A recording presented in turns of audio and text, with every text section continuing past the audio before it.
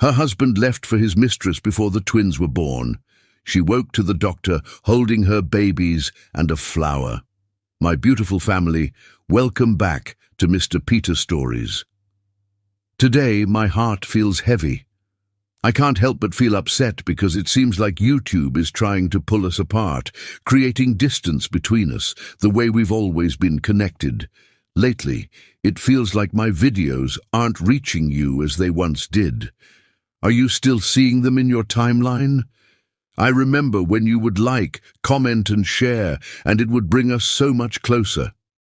But now, it's like the love we've built is slipping through our fingers, and I feel that pain deeply. But today, my beautiful family, let's make a promise together. We won't let this stop us. We will stand strong. Let's like every video, comment from the heart, and share with all the love we can give. Let's show the world how powerful we are when we unite. Let's begin again with love. Andrea Carell gripped the hospital bed rails as another contraction tore through her body. The pain was nothing compared to the hollowness in her chest where her heart should be. Her phone lay silent on the bedside table. 32 unanswered calls to Richard, her husband of 3 years. The husband who should have been beside her, holding her hand, whispering encouragement as she brought their twins into the world. You're doing great, Andrea. I can see the first baby's head. One more big push, Dr. John Douglas urged, his calm voice anchoring her in the storm of pain and abandonment.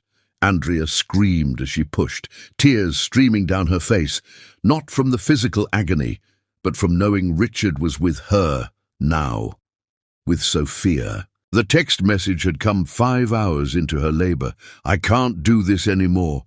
Sophia and I are leaving town. This isn't the life I want. I'm sorry. It's a boy, Dr. Douglas announced, lifting the squalling infant. A beautiful, healthy boy.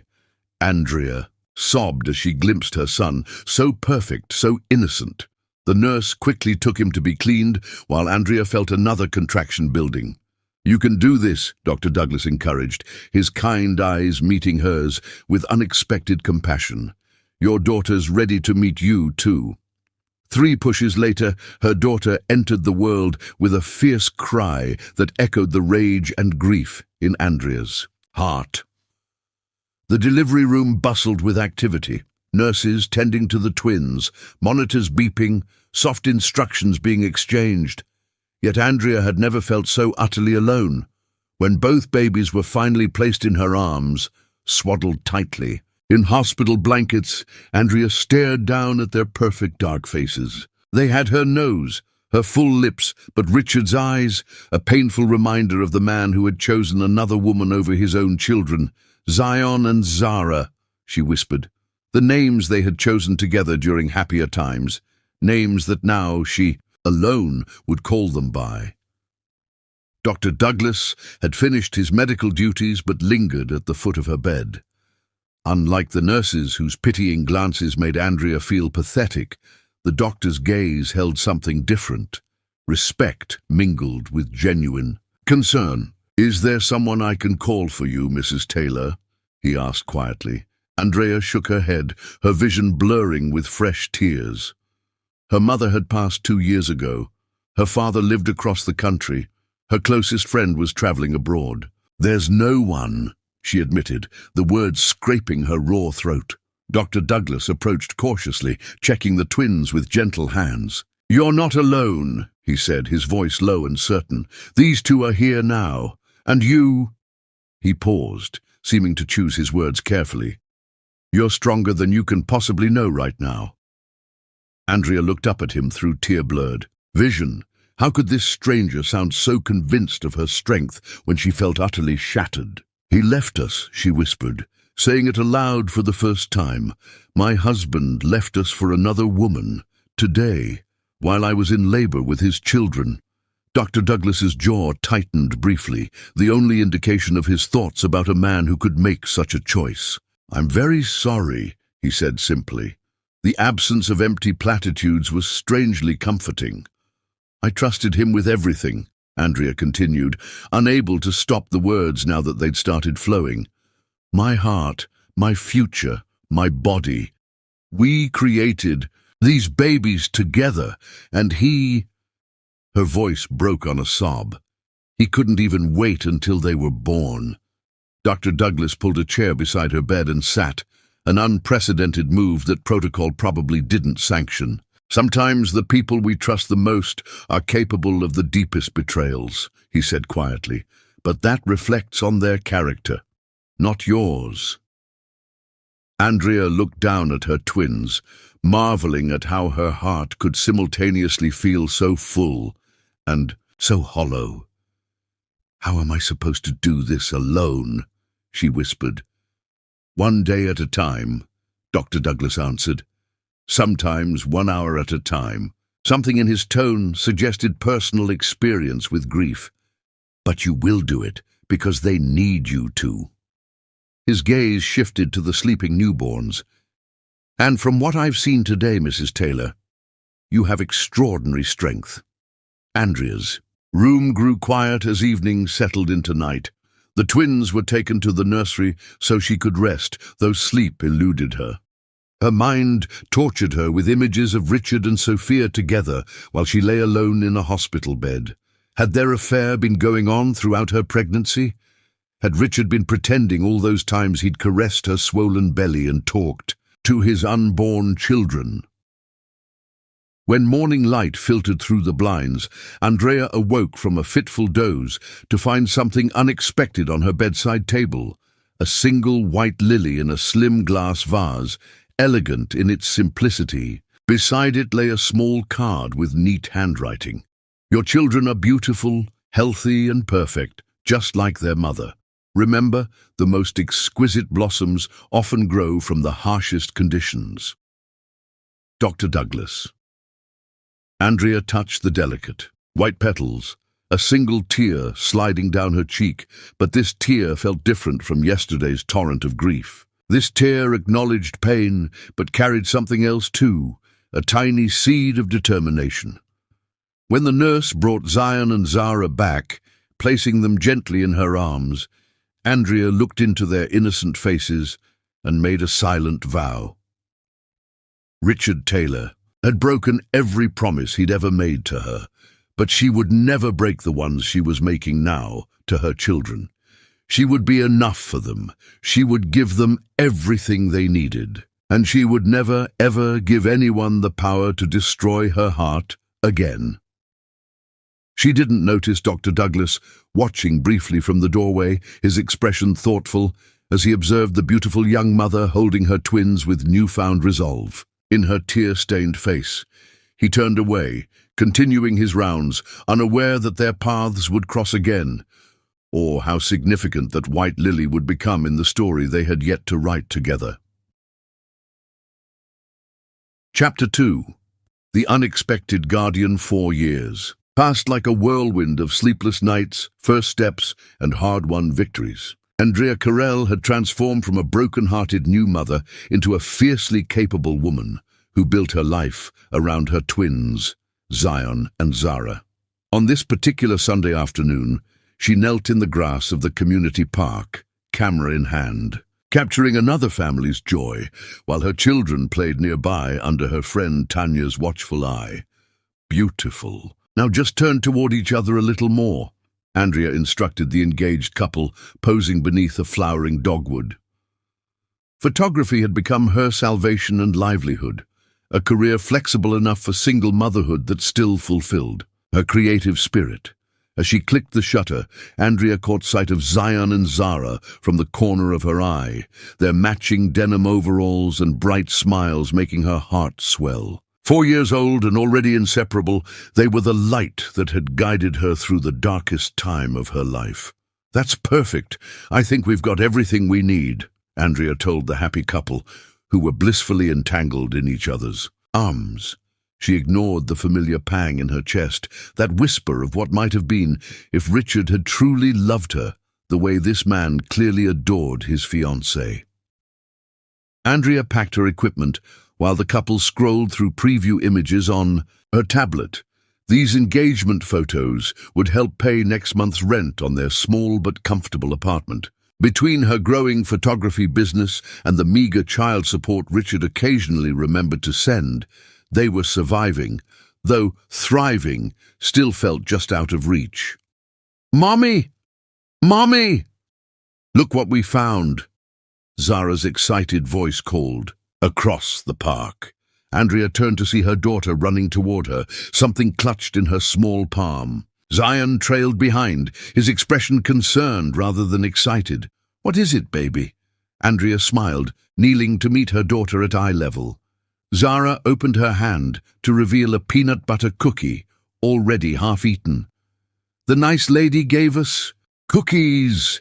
Andrea's smile froze. "What lady, Zara? You know you're not supposed to take food from strangers." "The lady with the doggy," Zion explained, pointing toward a woman walking a golden retriever on the far side of the park. "Tanya?" Andrea called, looking around for her friend, who had been watching the twins. "Just ran to the restroom," Zion answered with the matter-of-factness that made him seem older than his 4 years. A chill ran through Andrea as she turned back to Zara, who was now scratching at her arm where small red hives were beginning to form. "Zara, honey, are you feeling okay?" "My throat feels funny," Zara said, her voice suddenly hoarse.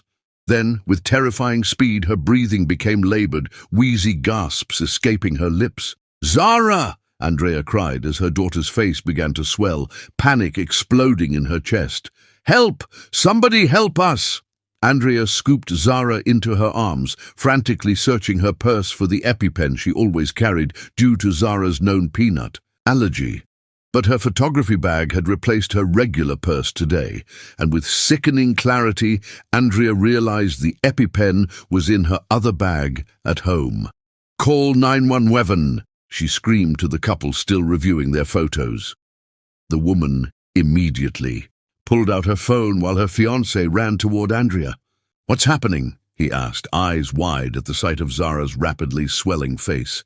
"Peanut allergy, severe. Need EpiPen," Andrea managed between panicked breaths, clutching Zara, whose lips were now taking on a bluish tint.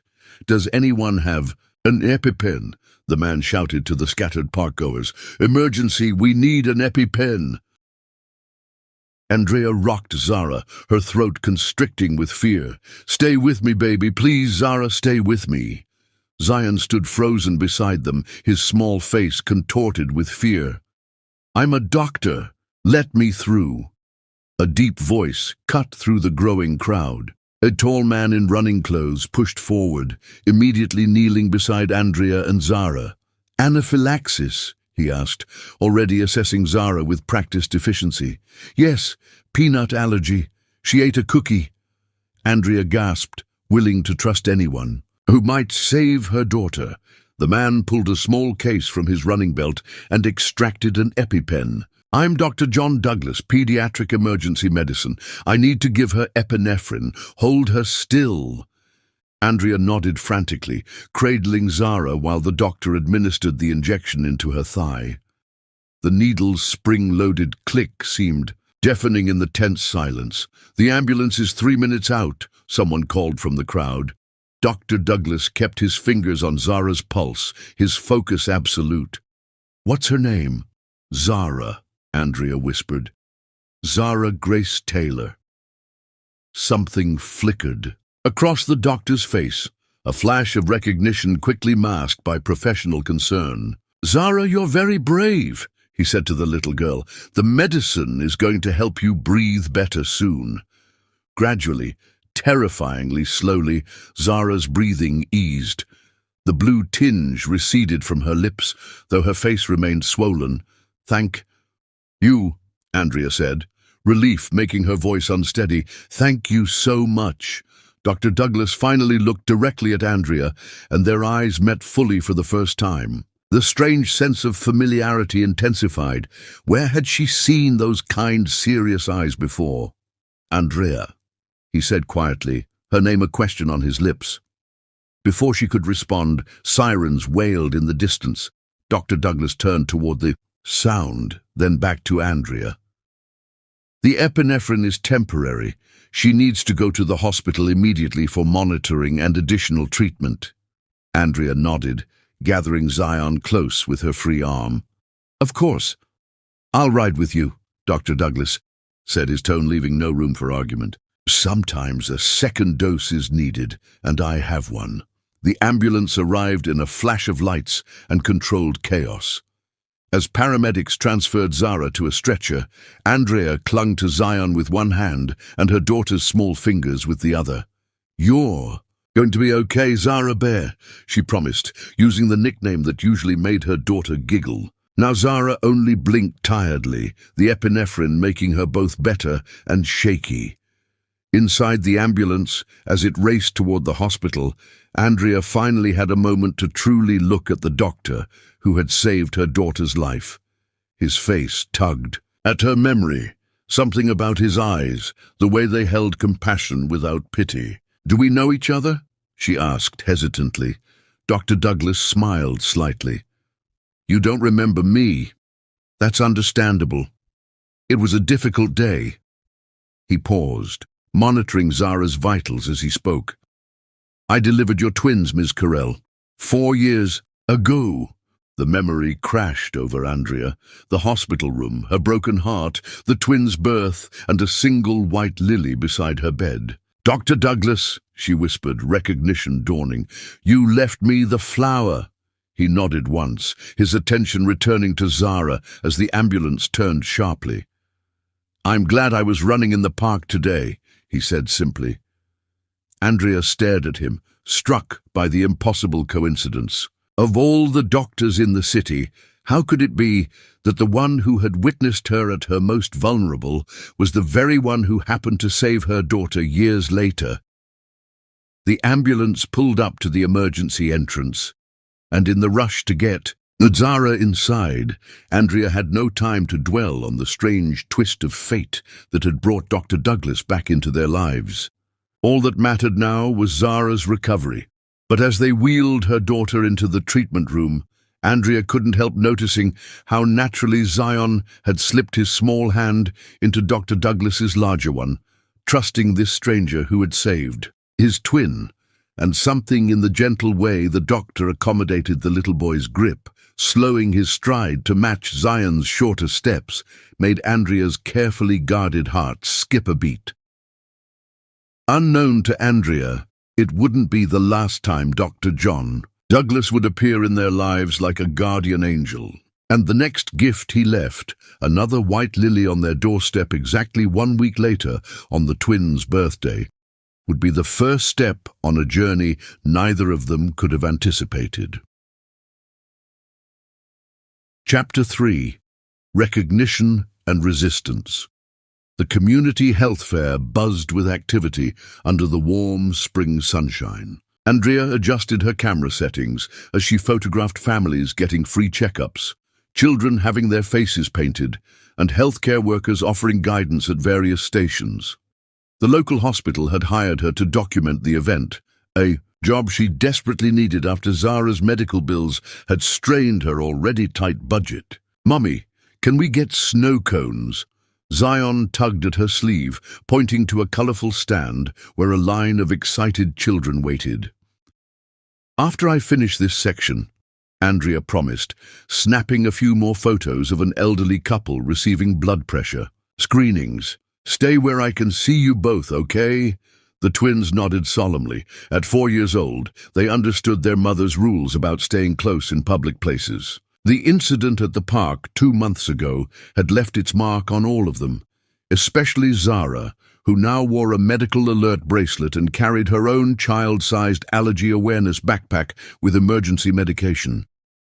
Andrea watched her children settle on a nearby bench, their little legs swinging in unison. Her heart swelled with love and pride at their resilience. After that terrifying day at the park, both twins had spent 8 hours in the hospital, while Zara received treatment and observation. Throughout it all, Dr. Douglas had stayed close, checking on Zara between his other patients, bringing Zion juice boxes, and quietly ensuring Andrea had everything she needed. She'd been too overwhelmed to fully process who he was then. Only, grateful for his help, He disappeared before discharge, called away to an emergency, leaving Andrea with questions she hadn't known she wanted to ask. "Zara! Zion, look who's here!" Andrea turned toward the excited voice to see a nurse she recognized from the hospital kneeling beside her children. Next to the nurse stood Dr. Douglas himself, wearing khakis and a blue button-down instead of scrubs, or running clothes. His smile as he greeted the twins transformed his normally serious face, revealing dimples she hadn't noticed before. Andrea lowered her camera slowly, watching as both her children practically bounced with excitement. Clearly, recognizing the doctor, Zion high-fived him enthusiastically while Zara showed off her medical bracelet. Their comfort with him seemed oddly established for having met him only once during an emergency. She approached cautiously, camera clutched to her chest like a shield. "Dr. Douglas, what a surprise." He straightened, his smile softening but remaining. "Ms. Carell, nice to see you all again. Zara was just showing me her new alert bracelet. Very impressive." "It's Ms. Carell now, actually," Andrea corrected. Having reclaimed her maiden name in the divorce proceedings Richard had finally completed 6 months ago. "I didn't realize you'd be here today. I'm running the pediatric screening booth," he explained, gesturing to a tent several yards away festooned with colorful balloons. "We're checking growth markers, doing simple vision tests, that sort of thing." He hesitated, then added, "I was actually hoping to see you all here. I wanted to check how Zara's been doing." Something in his tone snagged Andrea's attention, a familiarity that felt unearned, given their limited interactions. "She's doing well, thank you. We're much more careful about exposing her to potential allergens now." Zion tugged at Dr. Douglas's hand. "Dr. John, will you have lunch with us, Mommy?" "Made sandwiches, Dr. John?" Andrea's eyebrows rose at the casual nickname. Dr. Douglas glanced at her, something like guilt flickering across his features. "I wouldn't want to intrude on your family time." "Please?" Zara added, her big brown eyes pleading.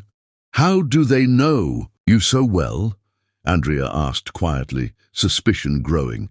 Before he could answer, an announcement blared through the speakers requesting all medical volunteers return to their stations for the afternoon shift. "Saved by the bell," he murmured, then louder to the twins. "I have to get back to work, but maybe I'll see you later, okay?" As he turned to leave, Andrea made a split-second decision. "We'll be having lunch by the oak tree at the edge of the field in about an hour. If you'd like to join us and explain how my children seem to know you so well, you're welcome to." His eyes held hers for a moment, and Andrea felt an unexpected flutter in her stomach. "I'll be there," he promised. Andrea spread a blanket under the massive oak tree, setting out sandwiches and fruit, while the twins played with sidewalk chalk nearby. Her mind raced with possibilities, none of them comforting. Had Dr. Douglas been checking up on her children? Why? A chill ran through her despite the warm day. Was Richard somehow involved? She spotted him approaching across the field and straightened, determined to get answers. "Thank you for inviting me," he said, sitting down at the edge of the blanket when she gestured for him to join them. "Zion, Zara, lunchtime," she called. The twins raced over, delighted to find Dr. Douglas there. "Dr. John, did you bring copper?" Zara asked eagerly. "Who's copper?" Andrea asked, her voice sharp with growing concern. Dr. Douglas winced slightly. "My golden retriever. And no, Zara, no dogs allowed at the health fair, remember?" "How does my daughter know about your dog?" Andrea demanded quietly as the twins dug into their sandwiches. He took a deep breath. "I think I owe you an explanation." "Yes, you do." After the incident at the park, I was concerned about Zara's follow-up. "Care. I live in Oakwood Commons, the same complex as you." He watched her expression shift from suspicion to surprise. "I noticed you and the twins at the playground there a few weeks after her allergic reaction. I just wanted to make sure she was fully recovered." "So you've been watching us?" Andrea's protective instincts flared. "Not in a creepy way," he assured her quickly. "I wore copper there every evening. The twins recognized me one day and came over to pet him. After that, they'd look for us." His expression grew apologetic. "I should have approached you directly, but you always seemed guarded." "I wonder why," she retorted, memories of Richard's betrayal hovering like a shadow. "It was the white lily, wasn't it?" she asked suddenly. "On their birthday. That was you." He nodded, unable to deny it. "I remembered the date from their medical records." Why? The question contained all her confusion. Why would this man, this virtual stranger, care enough to remember her children's birthday? To anonymously leave their favorite flower? Dr. Douglas looked at the twins, now chattering happily as they ate. "I've never forgotten the day they were born," he said quietly. "The strength you showed, facing that moment alone. How you held them, both, and promised to be everything they needed."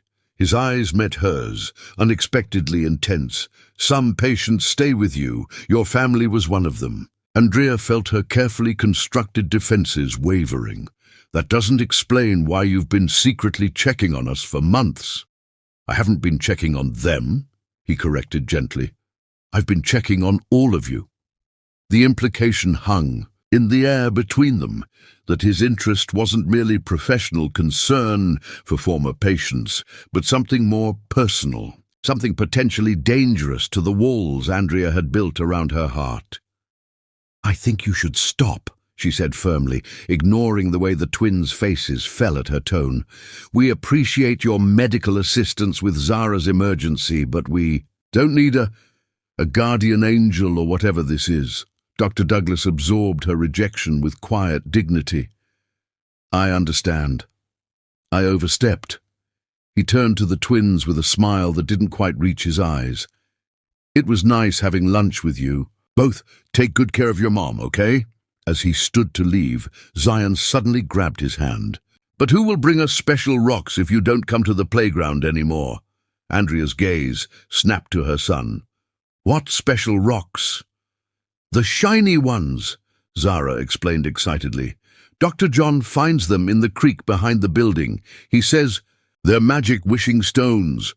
Dr. Douglas looked genuinely embarrassed now. "Just some polished river rocks. The twins mentioned they like collecting things, so..." Andrea felt simultaneously touched and terrified by these revelations. This man had been quietly becoming a presence in her children's lives while she remained unaware.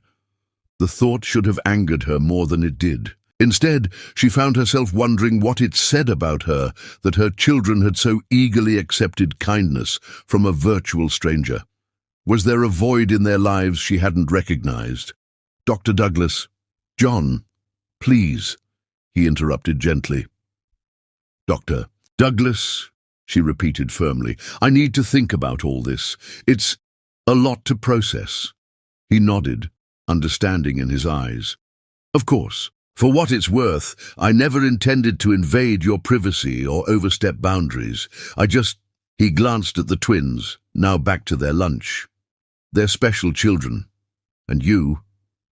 His gaze returned to her face with an intensity that made her breath catch. "You're an extraordinary mother. Sometimes I just wanted to make things a little easier, in whatever small way I could." After he left, Andrea sat watching her children, his words echoing in her mind. No one had called her extraordinary since before Richard left. The compliment lodged in her chest like a warm coal, dangerous and comforting all at once. That evening, as she tucked the twins into bed, Zara asked in a small voice, "Is Dr. John not our friend anymore, Mummy?"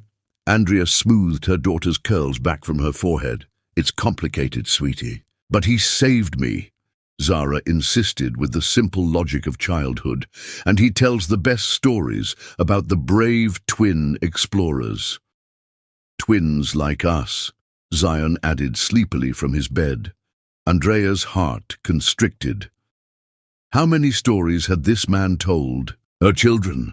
How many quiet kindnesses had he extended that she knew nothing about? Later, standing on her small balcony overlooking the playground, Andrea caught sight of a tall figure walking a golden retriever in the moonlight. Without thinking, she raised her hand in a hesitant wave. After a moment's pause, Dr. Douglas, John, waved back. The fluttering sensation returned to her stomach, accompanied by a warning bell in her mind. She was not ready to trust again, especially not a man who had been watching her family from the shadows, regardless of his intentions. Yet as she turned away from the balcony, Andrea couldn't deny the smallest crack had formed in the walls around her heart, a crack that terrified and intrigued her in equal measure. Chapter 4. The First Dance. The Cherry Blossom Festival transformed Oakwood Park into a fairyland of pink and white blossoms, paper lanterns, and twinkling lights strung between trees. Andrea adjusted her camera settings to capture the magical atmosphere as families strolled among food stalls and children played traditional games. "Ms. Carell, over here!" Andrea turned to see Mrs. Winters, the twins' preschool director, waving. Enthusiastically, she approached with a smile, grateful for the woman who had arranged a scholarship to help with the twins' tuition. "The photos you took for our brochure were magnificent," Mrs. Winters gushed. "The board was so impressed, they've asked if you'd document tonight's festival for next year's promotional materials. We can pay your usual rate." Andrea's smile widened. "I'd be delighted. Thank you." "Excellent. Oh, and have you met our newest volunteer?" Mrs. Winters gestured behind her, where Dr. John Douglas stood helping a little boy fish for prizes at a game booth. "Dr. Douglas has been reading to the children every Thursday. The kids absolutely adore him." Andrea's smile faltered. It had been 3 weeks since their confrontation at the health fair. 3 weeks of deliberately avoiding the playground during evening hours, of pretending not to notice when the twins asked about Dr. John, with increasing frequency. "Yes, we've met," Andrea replied, watching as John handed the boy a small stuffed dragon with a congratulatory high five. Mrs. Winters leaned closer. "Between us, he specifically asked when he volunteered if the Taylor twins were in our program. Seems quite fond of your little ones." Before Andrea could respond, Zion and Zara, who had been exploring nearby with Tanya, spotted John and raced toward him with excited squeals. Andrea watched with a mixture of concern and grudging admiration as he knelt to their level, his face lighting up with genuine pleasure at their enthusiasm. "I should go collect my children," Andrea murmured, excusing herself. As she approached, John stood up, his expression cautious but hopeful. "Ms. Carell, good evening." "Dr. Douglas," she acknowledged coolly. "I didn't know you volunteered at their preschool." He had the grace to look slightly embarrassed. "It started recently. I read medical picture books to the children, teaching them about how the body works, what happens at checkups, that sort of thing." "Dr. John does the best voices," Zara informed her mother earnestly, "especially for the grumpy liver who doesn't want to filter toxins." Despite herself, Andrea's lips twitched at the absurdity. A grumpy liver. "He wears a bow tie and everything," John explained with a small smile. "Very dignified organ, the liver." The tension between them eased fractionally as the twins began recounting their favorite parts of his stories. Andrea studied him as he listened attentively to their rambling explanations. In the soft glow of the lanterns, with cherry blossoms occasionally drifting down around them, she couldn't deny he was handsome. His strong jaw softened by kind eyes, his professional demeanor balanced by the gentle way he interacted with children. "Can Dr. John have dinner with us?" Zion asked suddenly. "We're getting noodles from the food truck." Andrea hesitated, but before she could formulate a gentle refusal, the festival band began playing, and an announcer's voice rang out, "Ladies and gentlemen, the Cherry Blossom Dance begins in 5 minutes. Bring your partners to the central pavilion. A dance!" Zara clapped excitedly. "Mummy, can we watch the dancing?" Grateful for the distraction, Andrea nodded. "Let's find Tanya first, then we'll go watch." "Actually," John interjected hesitantly, "would you like to dance, Miss Carrel?" The unexpected invitation caught Andrea completely off guard. I don't dance." "Everyone dances," he replied with a small smile. "Some of us just need the right partner." Something in his tone, respectful yet gently challenging, sparked a long dormant flutter in Andrea's chest. Before she could overthink it, Tanya appeared at her side. "I'll watch these munchkins if you want to dance," she offered, having overheard the exchange. "Go on, Andrea. When's the last time you did something just for fun?" Put that way, Andrea couldn't remember. Between work, parenting, and constantly worrying about finances, fun had become a foreign concept. One dance, she conceded, not meeting John's eyes. For the festival photographs, his smile was worth the momentary vulnerability. The central pavilion glowed with string lights and paper lanterns, creating a warm circle of light as couples gathered for the traditional dance. The band played a gentle waltz, and Andrea suddenly felt painfully out of place in her casual jeans and light sweater among women in flowing dresses. "We don't have to do this," she murmured, self-consciousness flooding her as John led her to the edge of the dance floor. "Do you trust me?" he asked quietly, holding out his hand.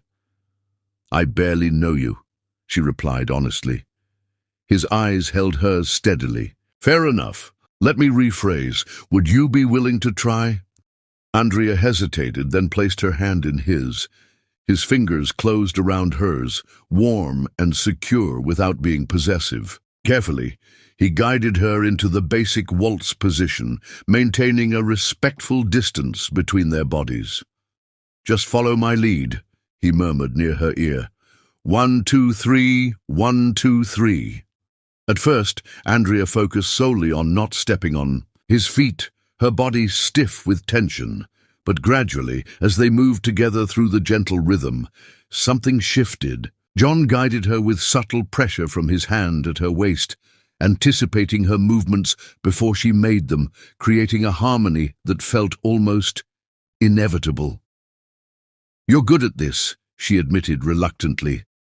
"My mother insisted all her children learn ballroom dancing," he explained with a smile. "Said it taught discipline and respect." "How many siblings do you have?" Andrea found herself asking, genuinely curious about this man who had woven himself so mysteriously into her family's life. "2 sisters, both older and both doctors. It's something of a family tradition." As they turned beneath the canopy of lights and blossoms, Andrea gradually relaxed into the dance. The weight of single motherhood, financial stress, and lingering betrayal seemed to lighten with each step. For the first time in years, she was simply a woman dancing beneath the stars, held securely in the arms of a man who looked at her as though she were something precious. The realization was both thrilling and terrifying. John must have sensed the change in her because his hand tightened slightly at her waist, drawing her incrementally closer as the music swelled. Andrea didn't resist. Instead, she found herself studying the contours of his face, the laugh lines around his eyes, the slight cleft in his chin, the way his expression softened whenever he looked at her. "Why?" she asked suddenly, the question that had plagued her. For weeks, finally escaping, he didn't pretend to misunderstand. "Why you? Why your family?" She nodded, their bodies still moving in perfect synchronization despite the serious turn of conversation.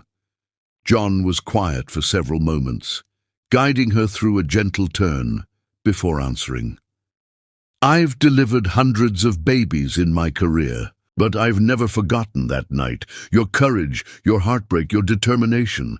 When I saw you again at the park with your children, it felt like—" He paused, searching for words.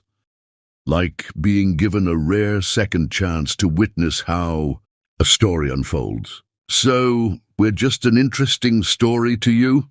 Andrea's defenses rose immediately. "No," he corrected gently. You're extraordinary people who touched my life unexpectedly. I didn't plan to become involved, but once I met the twins again—" He shrugged slightly. "They're pretty irresistible."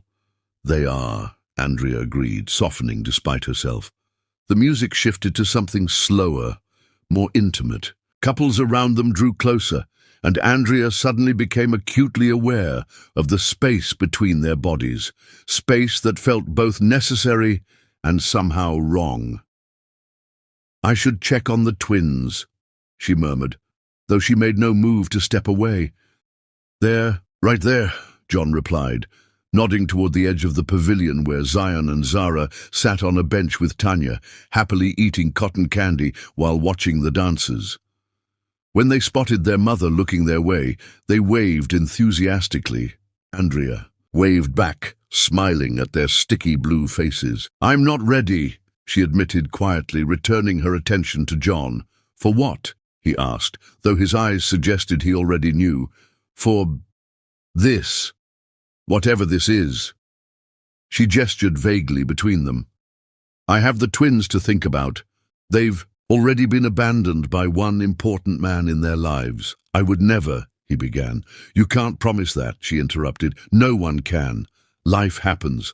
People change their minds." The music was drawing to a close, and Andrea felt a strange reluctance to have the dance end, to break this unexpected connection that had formed between them. John guided her through one final turn, then surprised her by drawing her slightly, closer as the last notes played. His gaze dropped briefly to her lips, and Andrea felt her heart skip several beats as the air between them seemed to charge with possibility. For one breathless moment, she thought he might kiss her. For one terrifying moment, she wanted him to. "Mummy! Dr. John! We saved you cotton candy!" Zion's voice pierced the spell as he and Zara bounded onto the dance floor, effectively ending the moment. John stepped back, releasing her with visible reluctance. "Thank you for the dance, Ms. Carell." "Andrea," she corrected, the name an offering of sorts. "I think, after everything, you can call me Andrea." His smile was like sunrise. "Andrea," he repeated, as though testing the privilege of using her name. As the twins dragged them toward the cotton candy stand, chattering excitedly about the dance they had witnessed, Andrea caught John watching her with an expression that made her breath catch. Tenderness mingled with something deeper, more patient, more determined than she was prepared to acknowledge. Later that night, after putting the overtired twins to bed, Andrea stood on her balcony again. The festival lights still glimmered in the distance, and the memory of being in John's arms lingered like a phantom sensation against her skin. She was not ready to trust again. She was not ready to risk her heart, or, more importantly, her children's. Hearts on a man, any man, even one as seemingly perfect as Dr. John Douglas. But as she turned to go inside, Andrea caught sight of a small white lily in a simple glass vase, placed carefully on her doorstep, identical to the one that had appeared beside her hospital bed on the worst day of her life. Despite her reservations, despite the warning bells, Andrea smiled as she brought the flower inside, its sweet fragrance filling her small apartment with the undeniable scent of possibility. Chapter 5. Storm and Shelter. "Mommy, are the big winds going to blow our house away?" Zara's eyes were wide with fear as she clutched her stuffed rabbit tighter. Andrea turned from taping the windows of their apartment, forcing a reassuring smile despite her own anxiety. Hurricane Eliza had strengthened overnight, transforming from a tropical storm into a Category 3 hurricane headed directly for their coastal town. Evacuation orders had been issued for beachfront properties, while inland residents like Andrea were advised to shelter in place. "No, sweetie. Our house is strong," she promised, though the apartment building's maintenance issues made her less confident than she sounded. "We'll be okay. We have our emergency kit, flashlights, and plenty of snacks." Zion looked up from arranging their collection of battery-operated candles. Miss Winter said the hurricane might make the power go out. It might, Andrea acknowledged, checking her phone for the latest update. The storm was expected to make landfall in 6 hours, with the worst conditions hitting overnight. But remember our practice? We'll make a blanket fort and pretend we're camping. A sharp knock on the door startled all three of them. Andrea wasn't expecting anyone. Most of her neighbors had left to stay with family further inland. Andrea, it's John. May I speak with you? The twins perked up immediately at the sound of Dr. Douglas's voice. Since the Cherry Blossom Festival 3 weeks ago, he had maintained a respectful distance while remaining friendly, waving from across the playground, chatting briefly during his volunteer sessions at the preschool, but never pushing for more than Andrea seemed comfortable with. She opened the door to find him looking uncharacteristically disheveled, concern etched across his features. "Are you planning to stay here during the hurricane?" he asked without preamble. "Yes, we've prepared. This building's roof was already compromised in the last storm," he interrupted, his normally calm demeanor replaced with urgency. "The maintenance reports were filed, but repairs were never completed. It's not safe," Andrea frowned. "How do you know that?" "My sister's on the town council. I called her when I saw the hurricane's projected path." He glanced at the twins, then lowered his voice. "Andrea, please. My house is on higher ground, with impact-resistant windows and a generator. I'm inviting you and the twins to weather the storm there." Fear and pride warred within her. The thought of facing the hurricane in their apartment suddenly seemed foolish, with her children's safety at stake. Yet accepting meant placing herself in a position of vulnerability, owing John, being in his private space, crossing boundaries she'd carefully maintained. "Dr. John!" Zion exclaimed, spotting him from where he'd been arranging candles. "Are you here to help with the hurricane?" John's expression softened as he knelt to the little boy's level. "That's exactly why I'm here, buddy. I thought maybe you, your sister, and your mom might want to have a hurricane sleepover at my house. It's very strong, and I even have a special room where storms can't scare us." "Like a secret fort?" Zara asked, inching closer. "Even better. It's a reinforced interior room with no windows, perfect for hurricanes, and for building blanket forts inside." Andrea watched her children's eyes light up at the prospect, their earlier fear replaced with excitement. How did he always know exactly what to say to them? "We can pack quickly," she conceded, making her decision. "But we're bringing our own supplies. I don't want to impose." John's relief was palpable. "Thank you, and you're not imposing. I invited you." He checked his watch. "The roads will be closing in a few hours. I'll help you pack."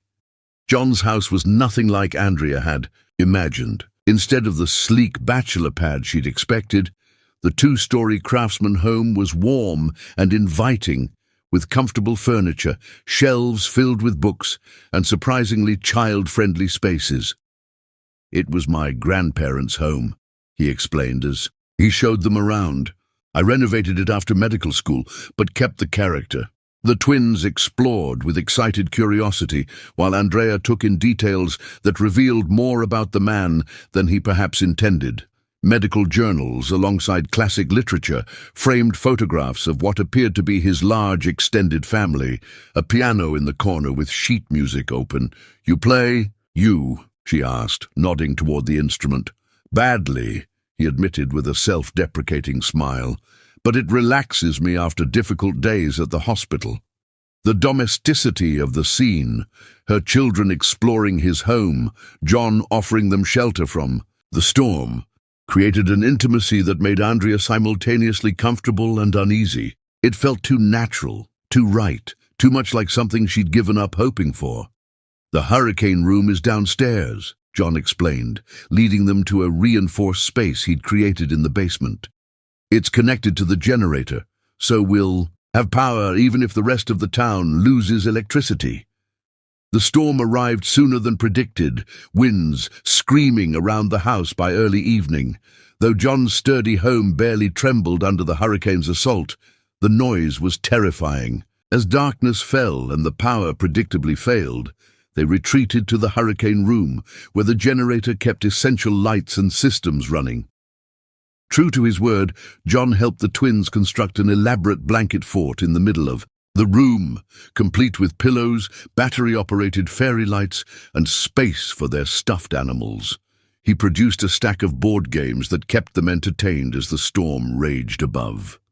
"They adore you," Andrea observed quietly as they sat, watching the twins play a simplified version of checkers inside their fort.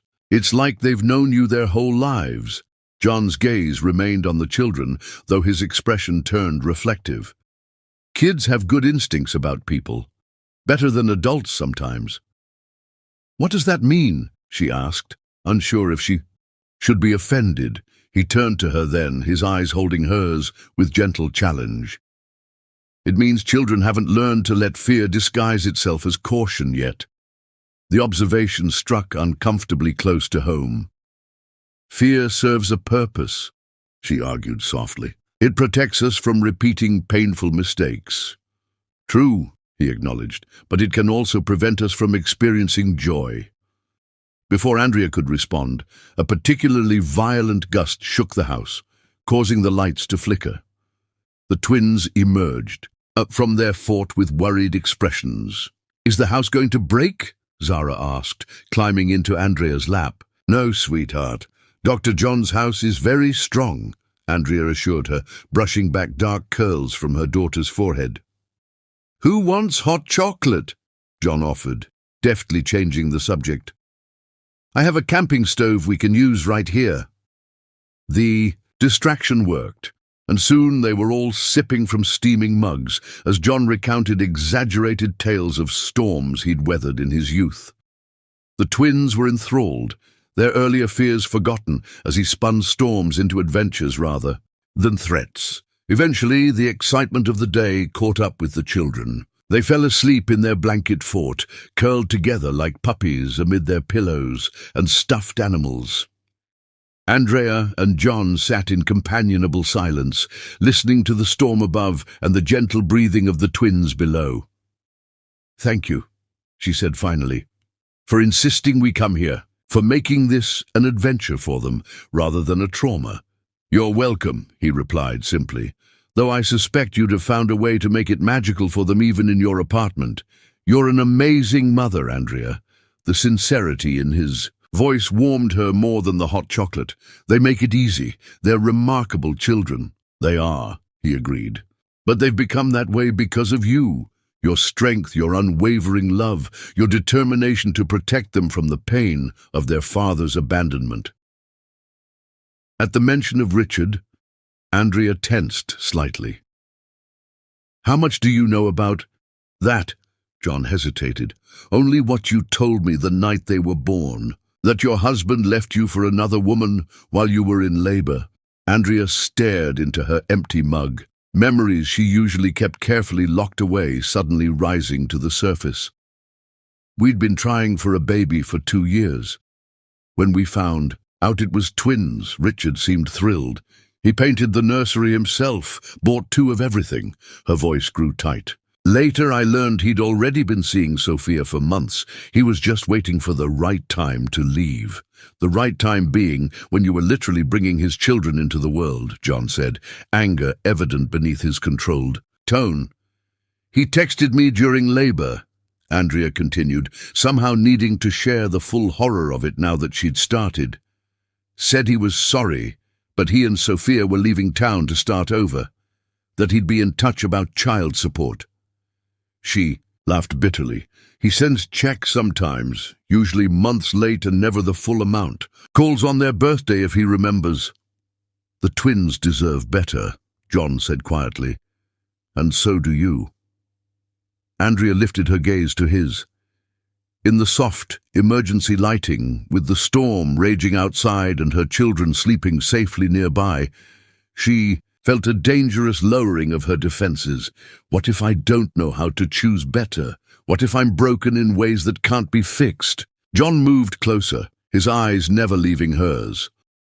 "You're not broken, Andrea.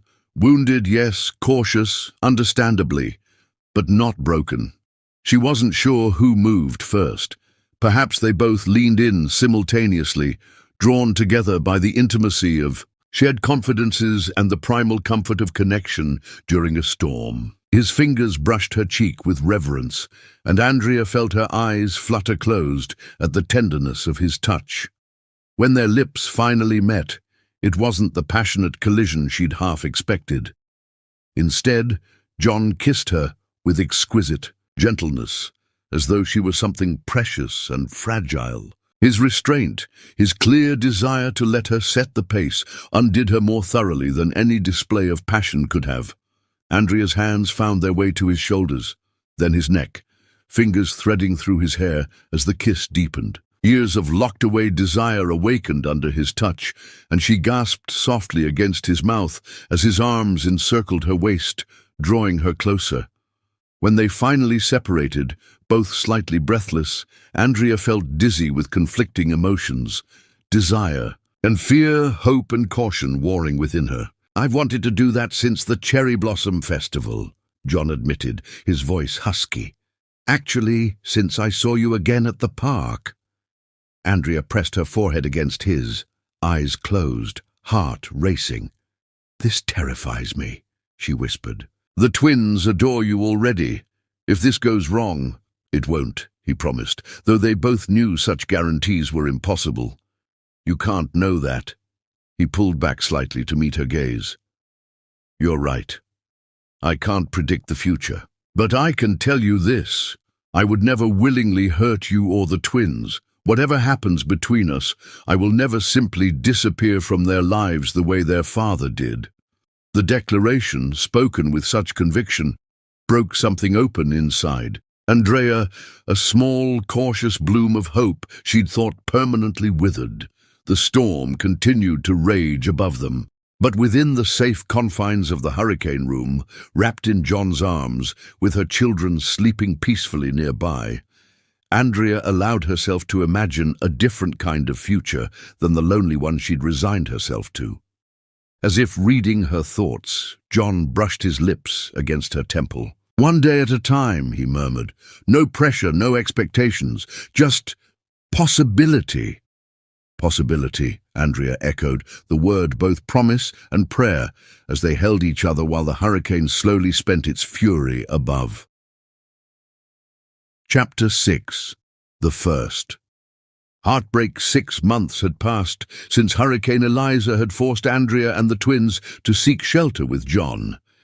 6 months of careful steps forward as their relationship deepened naturally, organically, not rushed by passion or convenience, but built thoughtfully, with the twins' well-being always at the center.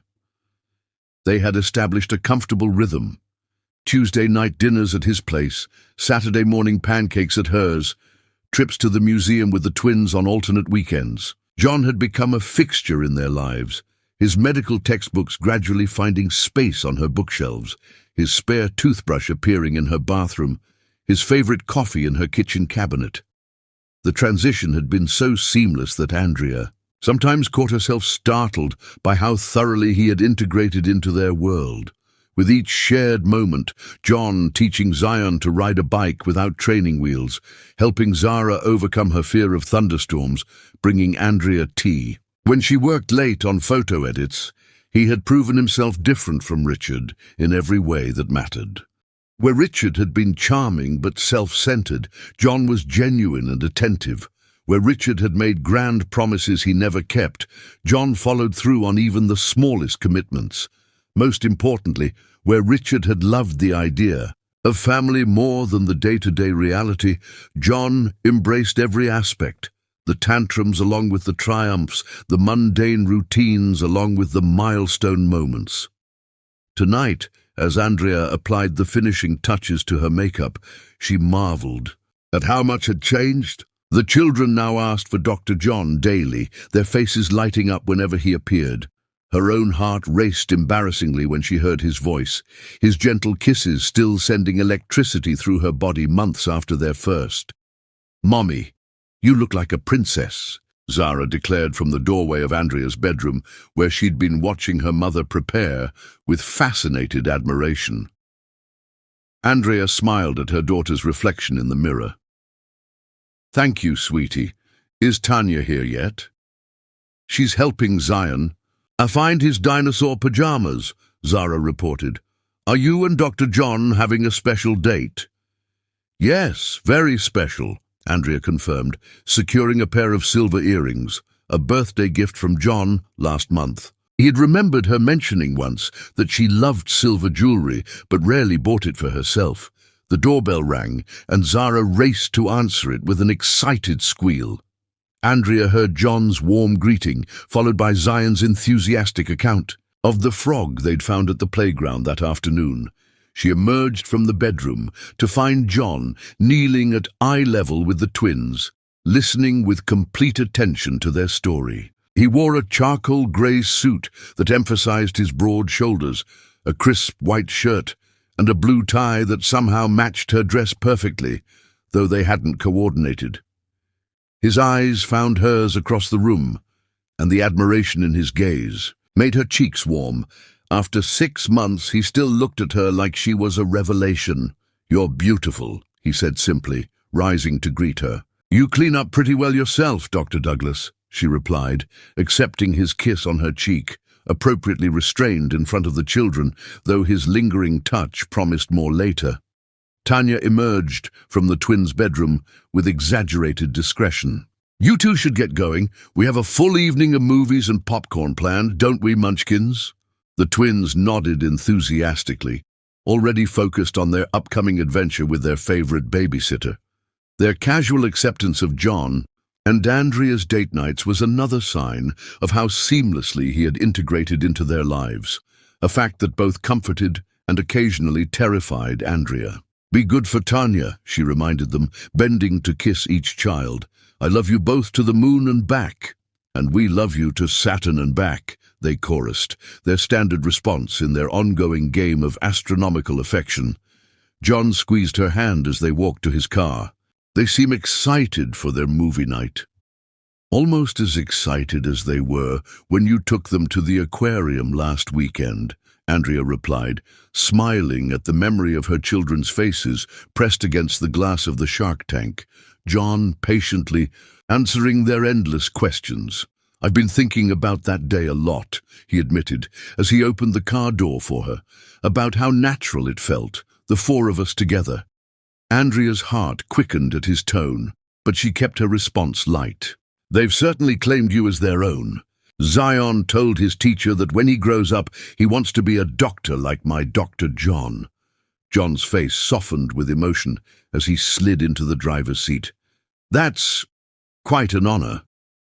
As they drove, Andrea noticed they weren't heading toward the upscale restaurant John had mentioned earlier.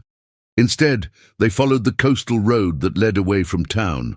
"Are we still going to La Mer?" she asked, watching the familiar landmarks of their town disappear behind them. "I thought we might start with a detour," he replied mysteriously. "There's something I want to show you first." The road wound along the coastline until John turned onto a narrow lane that led to a bluff overlooking the ocean. He parked near a small wooden gazebo decorated with fairy lights that twinkled like earthbound stars against the deepening twilight. "John, what is this?" Andrea asked, bewildered as he came around to open her door.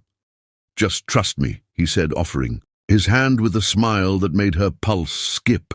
The gazebo was more magical up close, white lights intertwined with greenery, creating a luminous bower with the vast ocean spread out below. A small table had been set with fine china, crystal glasses, and a bottle of champagne, chilling in an ice bucket. Soft music played from hidden speakers, and rose petals scattered the floor. "You did all this?" Andrea whispered, overwhelmed by the romantic gesture. "I had help," he admitted. "The catering staff from La Mer will be delivering our dinner shortly, but I wanted us to have this place to ourselves first." He guided her to the gazebo's railing, where they stood looking out. Over the darkening water, streaks of purple and gold, still painting the horizon. The ocean breeze carried the scent of salt and flowers, and Andrea felt a curious sensation of standing on the precipice of something momentous. "Andrea," John began, turning to face her, These past 6 months have been the happiest of my life. Mine, too, she admitted softly, meaning it despite the small flutter of alarm in her chest at his serious tone. From the moment I delivered the twins, something about you stayed with me. Your courage, your fierce love for your children, your quiet dignity even in your darkest hour. He took both her hands in his. When I saw you again at the park with Zara and Zion, it felt like the universe was offering a precious second chance. Andrea's heart began racing as John reached into his pocket and withdrew a small velvet box. "John, please let me finish," he requested gently. "I know it hasn't been very long, and I know you've been hurt before, but some things don't need years to become certain. Sometimes you just know." He opened the box to reveal a stunning ring, an oval diamond surrounded by smaller sapphires that caught the fairy lights in brilliant flashes. This was my grandmother's ring. She and my grandfather were married for 62 years. Dropping to one knee on the rose-strewn floor, John gazed up at her with such hope and love that Andrea felt tears spring to her eyes. "Andrea Carell, I love you. I love your strength, your kindness, your resilience. I love the way you laugh, the way you protect those twins with everything you have, the way you've slowly let me into your life despite all your fears." His voice grew husky with emotion.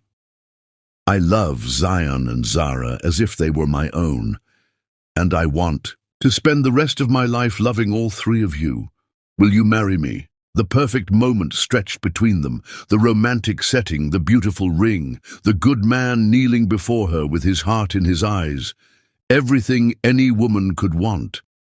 And yet, paralyzing fear flooded Andrea's system. Memories of Richard's betrayal crashing through her like a tidal wave. Images flashed through her mind. The positive pregnancy test she'd shown Richard with such joy, his face as he painted the nursery, his empty chair in the delivery room, the devastating text message that had shattered her world. "I can't," she whispered, the words escaping before she could stop them. John's expression froze, hope still visible but now shadowed by confusion. "Andrea, I'm sorry.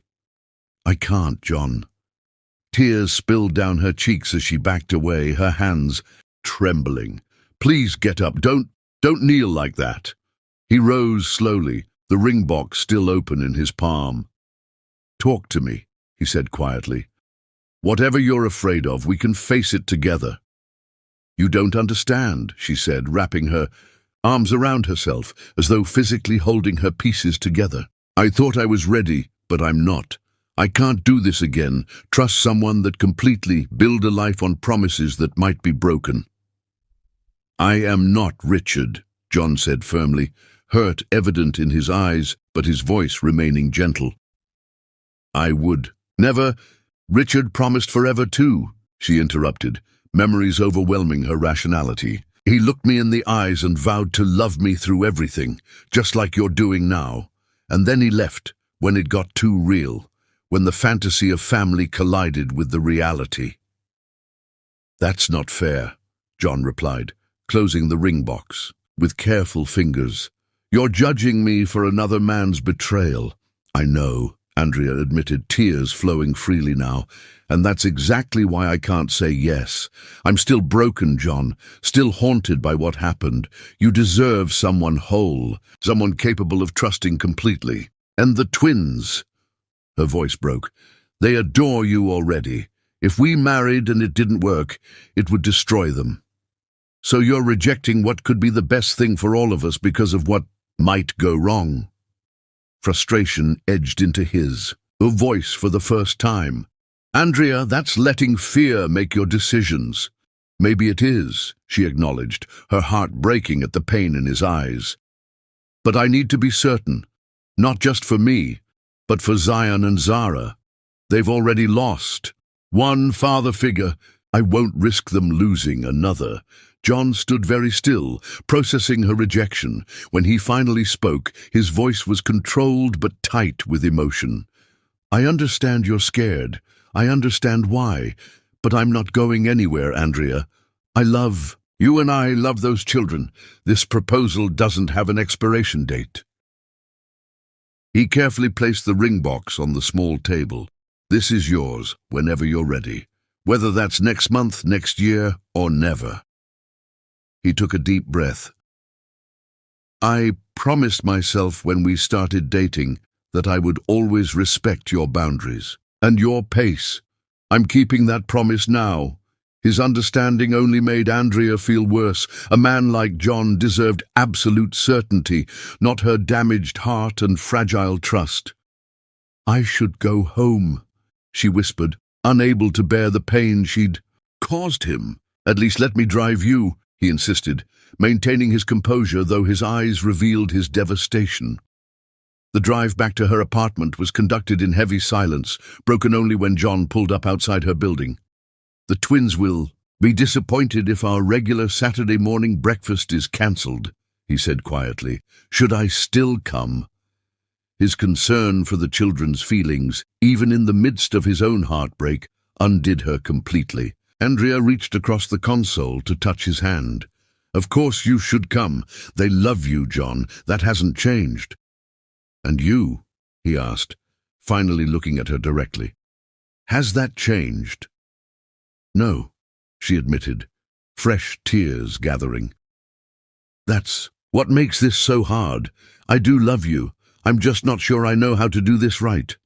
He nodded once, accepting her confused state with more grace than she deserved.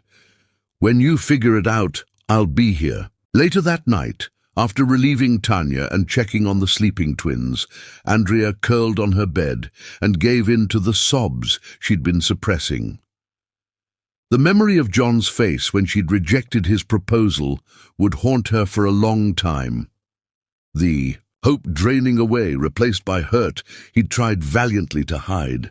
Her phone chimed with a text message. Wiping her eyes, she read John's simple message. "I meant what I said. I'm not going anywhere. Take all the time you need. The twins enjoyed their movies and said to tell you good night. I love you, Andrea. That doesn't change because you're not." Ready to hear it, fresh tears spilled as she read his words. How had she found this man, this impossibly patient, understanding man, only to push him away out of fear? And yet, even knowing she might be making the biggest mistake of her life, Andrea couldn't bring herself to call him back, to accept his proposal. The wounds from Richard's betrayal ran too deep, the fear of repeated abandonment too ingrained. She fell asleep clutching her phone, torn between gratitude for John's understanding and despair at her own inability to embrace the love he offered so freely. In her dreams, she stood again in that beautiful gazebo, but this time when John asked his question, she found the courage to say yes. Chapter 7. The Return of the Past. 6 months had passed since Andrea had rejected John's proposal under the stars. 6 months of careful navigation as they attempted to maintain their relationship while respecting the boundaries Andrea had established. John had kept his promise, continuing to be present for both her and the twins, never pushing for more than she was ready to give, though the ring box remained in his bedside drawer, a patient reminder of his unwavering feelings. "Higher, Dr. John, higher." Zion squealed as John pushed him on the playground swing. Autumn had painted the park in brilliant oranges and reds, a perfect backdrop for their Saturday afternoon outing. Andrea watched from a nearby bench, camera in hand, to capture Zara's determined climb up the spider-web structure. Despite the lingering awkwardness between them, these family outings had become a cherished routine. The twins, now 4 years old, had blossomed under John's gentle attention, their vocabulary expanding, their confidence growing, their world enriched by his presence. "Be careful, Zara," she called as her daughter reached the top of the climbing structure. "Not too fast coming down." As Andrea focused her camera lens on Zara's triumphant smile, a male voice behind her froze the blood in her veins. "She looks just like you did at that age. Fearless." Andrea turned slowly, disbelief and dread washing through her in equal measure. Richard Taylor stood before her, more polished than she remembered, in an expensive suit that couldn't quite hide its wear at the cuffs. His smile was as charming and practiced as ever, though new lines around his eyes suggested the past 4 years hadn't been entirely kind. "What are you doing here?" she managed, instinctively glancing toward the twins. Relieved, they were still engrossed in their activities with John. "Is that any way to greet your children's father?" Richard asked, settling uninvited onto the bench beside her. "I've been trying to call you. I blocked your number after you missed the twins' birthday. Again." Andrea shifted away, putting distance between them. "You can communicate through the lawyer if you ever decide to catch up on your child support." Richard's smile tightened, the first crack in his polished facade. "That's actually why I'm here. I've had some financial setbacks. I was hoping we could renegotiate the payment schedule." "Financial setbacks," Andrea repeated flatly. "Is that what you call it, when your girlfriend spends all your money and leaves you?" A flicker of anger crossed his face before he masked it with practiced charm. "I see you've kept tabs on me." "Small town," she replied, though in truth she'd heard nothing about Richard or Sophia in years. His reaction simply confirmed what she'd already suspected. He wouldn't be here otherwise. The Richard she remembered never looked back unless he needed something. "Sophia and I are taking a break," he admitted, adjusting his gold cufflinks, likely the last remnants of his former prosperity. "Things got complicated, but that's not why I came back, Andrea." He leaned closer, his cologne triggering unwanted memories. "I've missed you. Missed the kids." "The kids have names," Andrea said coldly. "Zion and Zara. Children you've seen exactly 3 times in 4 years. "I want to change that," Richard insisted, reaching for her hand. "I've been doing a lot of thinking, Andrea, about what matters, about family." The words might have once made her heart leap with hope. Now they rang hollow, rehearsed, like lines from a script he'd prepared for this performance. Andrea pulled her hand away as though burned. "Don't! Mommy! Look at me!" Zion called from the swings, his legs pumping as John pushed him higher. Richard's gaze shifted to the playground, narrowing when he spotted John. "Who's that with my son?" "Dr. John," Andrea replied, deliberately withholding details. "A friend." "Looks friendly," Richard observed, a hint of possessiveness in his tone that he had no right to claim. "How long has he been around?" Before Andrea could answer, Zara spotted them from the climbing structure. She froze, staring at the stranger, sitting beside her mother with open curiosity. Then, with characteristic boldness, she scrambled down and marched toward them. "Who are you?" she demanded, stopping directly in front of Richard, hands on her small hips. Richard's expression softened as he took in the little girl, a miniature version of Andrea with his eyes. "I'm your daddy, sweetheart. Don't you remember me?" Confusion clouded Zara's face. "My daddy doesn't visit. He lives far away." The simple statement, delivered with a child's devastating honesty, caused Richard to flinch visibly. "Well, I'm here now," he said, his smile strained. "And I've brought presents for you and your brother." Andrea placed a protective hand on Zara's shoulder, recognizing the familiar pattern. Richard's absences, always followed by extravagant gifts, rather than the consistent presence their children actually needed. "Zara, why don't you go tell Zion to come over?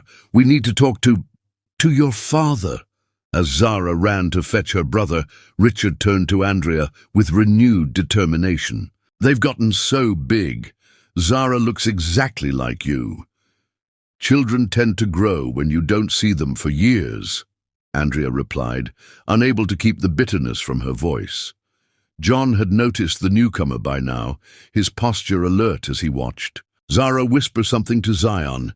With the protective instinct Andrea had come to rely on, he led both children toward them, his expression wary but composed.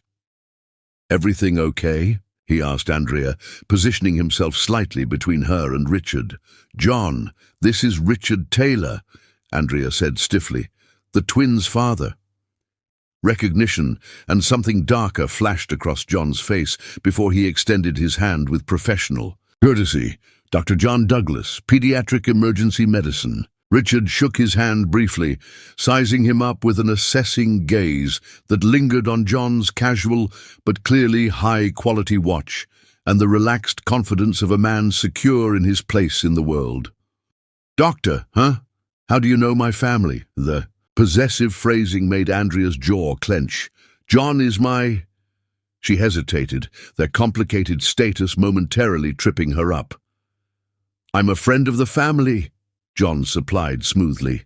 "Zion, Zara, why don't we give your mum and dad a minute to talk? I think I saw an ice cream truck by the entrance." The twins, sensing the tension but lured by the promise of ice cream, allowed John to guide them away after receiving a reassuring nod from Andrea. Once they were out of earshot, Andrea turned to Richard with cold fury. "Let's be clear. You don't get to show up after years of absence and claim us as your family. You lost that right when you abandoned me in labor." Richard had the decency to look uncomfortable, though Andrea couldn't tell if it was genuine remorse or simply annoyance at being confronted. "I know I've made mistakes." "Mistakes?" Andrea interrupted, years of suppressed anger finally breaking through. "You left me alone to give birth to your children while you ran off with another woman. You've provided sporadic child support at best. You've missed birthdays, first steps, first words, everything that matters. Those aren't mistakes, Richard. Those are choices." "I want to make it right," he insisted, reaching for her hand again, his expression shifting to the contrite, boyish look that had once melted her defenses. "Sophia's gone. I've been re-evaluating what's important. And it's you, Andrea. It's always been you and the kids." The words she might once have longed to hear now rang hollow. What happened? Did Sophia finally realize you'd leave her too when things got difficult? Richard's expression hardened, his charm falling away to reveal the self-centered man beneath. "It wasn't like that." "No. What was it like then? Did she spend all your money, get tired of your charm? Or did you simply realize being a bachelor isn't as fun when you're broke?" His flash of anger confirmed her suspicions. "You always did think the worst of me." "No, Richard, I used to think the best of you. That was my mistake." Andrea stood, gathering her camera bag. "If you genuinely want to be part of the twins' lives, we can work something out. Supervised visits, gradually increased as they become comfortable with you. But if this is about money or getting back together, you can leave right now." Richard stood as well, smoothing his expensive suit with practiced nonchalance that couldn't hide the fact that it had seen better days. "I've changed, Andrea. I know, I hurt you, but people deserve second chances. We were good together once."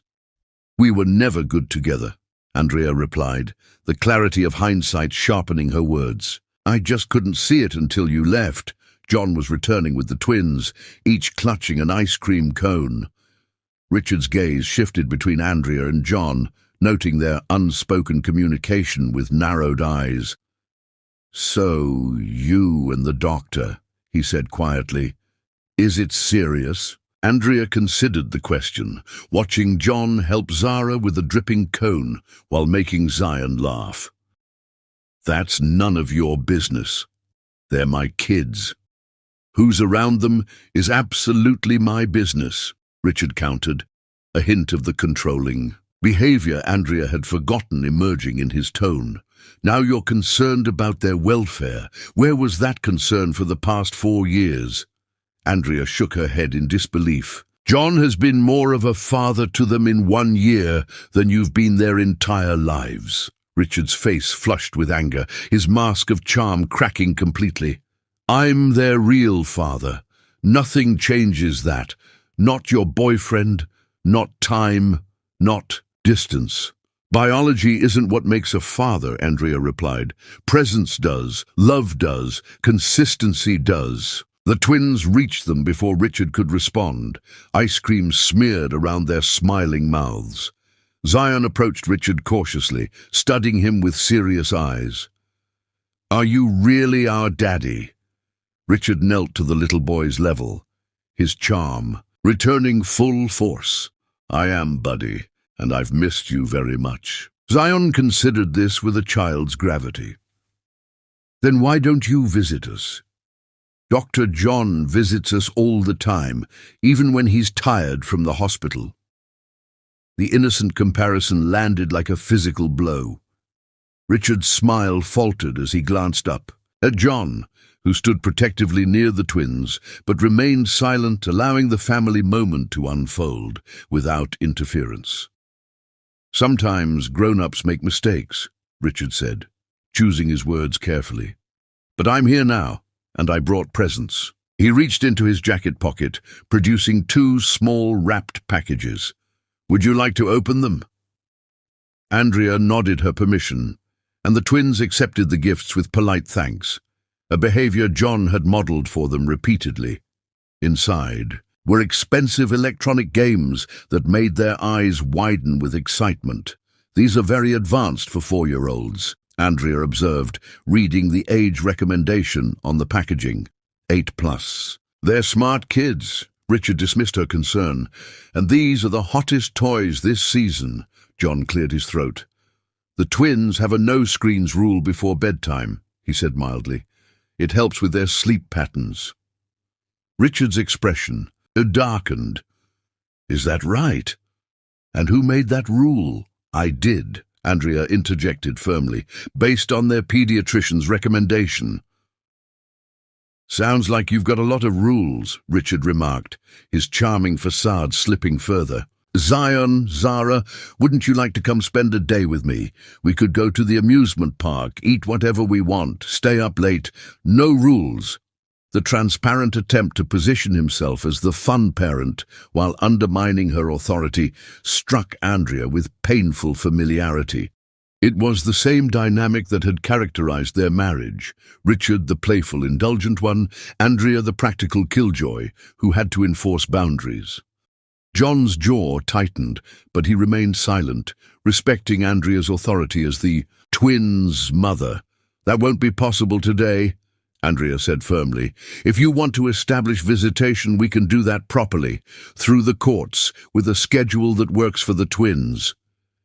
Richard's smile disappeared completely, revealing the petulant expression she remembered from whenever he didn't get his way. "I don't need a court to tell me when I can see my own children." "Actually, you do," Andrea countered, "especially since you haven't been involved in their lives or consistently provided support." The twins watched this exchange with growing discomfort, instinctively moving closer to John, whose steady presence offered security amid the tension. Richard noticed their movement and scoffed. "Great job, Andrea! Turn my kids against me while letting some doctor play daddy." "That's enough," John finally spoke, his voice quiet but firm. "Zion and Zara shouldn't witness this conversation." "Stay out of it," Richard snapped. "This is between me and my wife." "Ex-wife," Andrea corrected sharply. "And John's right. This isn't appropriate in front of the children." She turned to John. "Could you take them to the duck pond for a few minutes?" John hesitated, clearly reluctant to leave her alone with Richard, but nodded. "Come on, explorers. Let's see if those ducklings from last week have grown." Once they'd moved out of earshot, Richard's facade crumbled completely. "So that's how it is? You've replaced me with Dr. Perfect over there?" "You replaced yourself when you walked away," Andrea replied calmly. "And this isn't about John. It's about your sudden interest in the twins after years of absence. What do you really want, Richard?" He ran a hand through his hair, frustration evident. "I told you, I want to make things right. Yes, I've had financial setbacks. Yes, Sophia left. But seeing you again, seeing the twins, it's made me realize what I threw away." "What you threw away can't be reclaimed," Andrea said quietly. "I'm not the same woman you left in that hospital bed.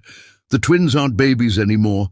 They're people with memories, feelings, and attachments to those who've actually been present." in their lives.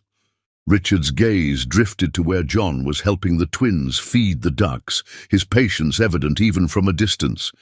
He's really got you all fooled, hasn't he? The perfect doctor, so kind, so caring. His tone turned bitter.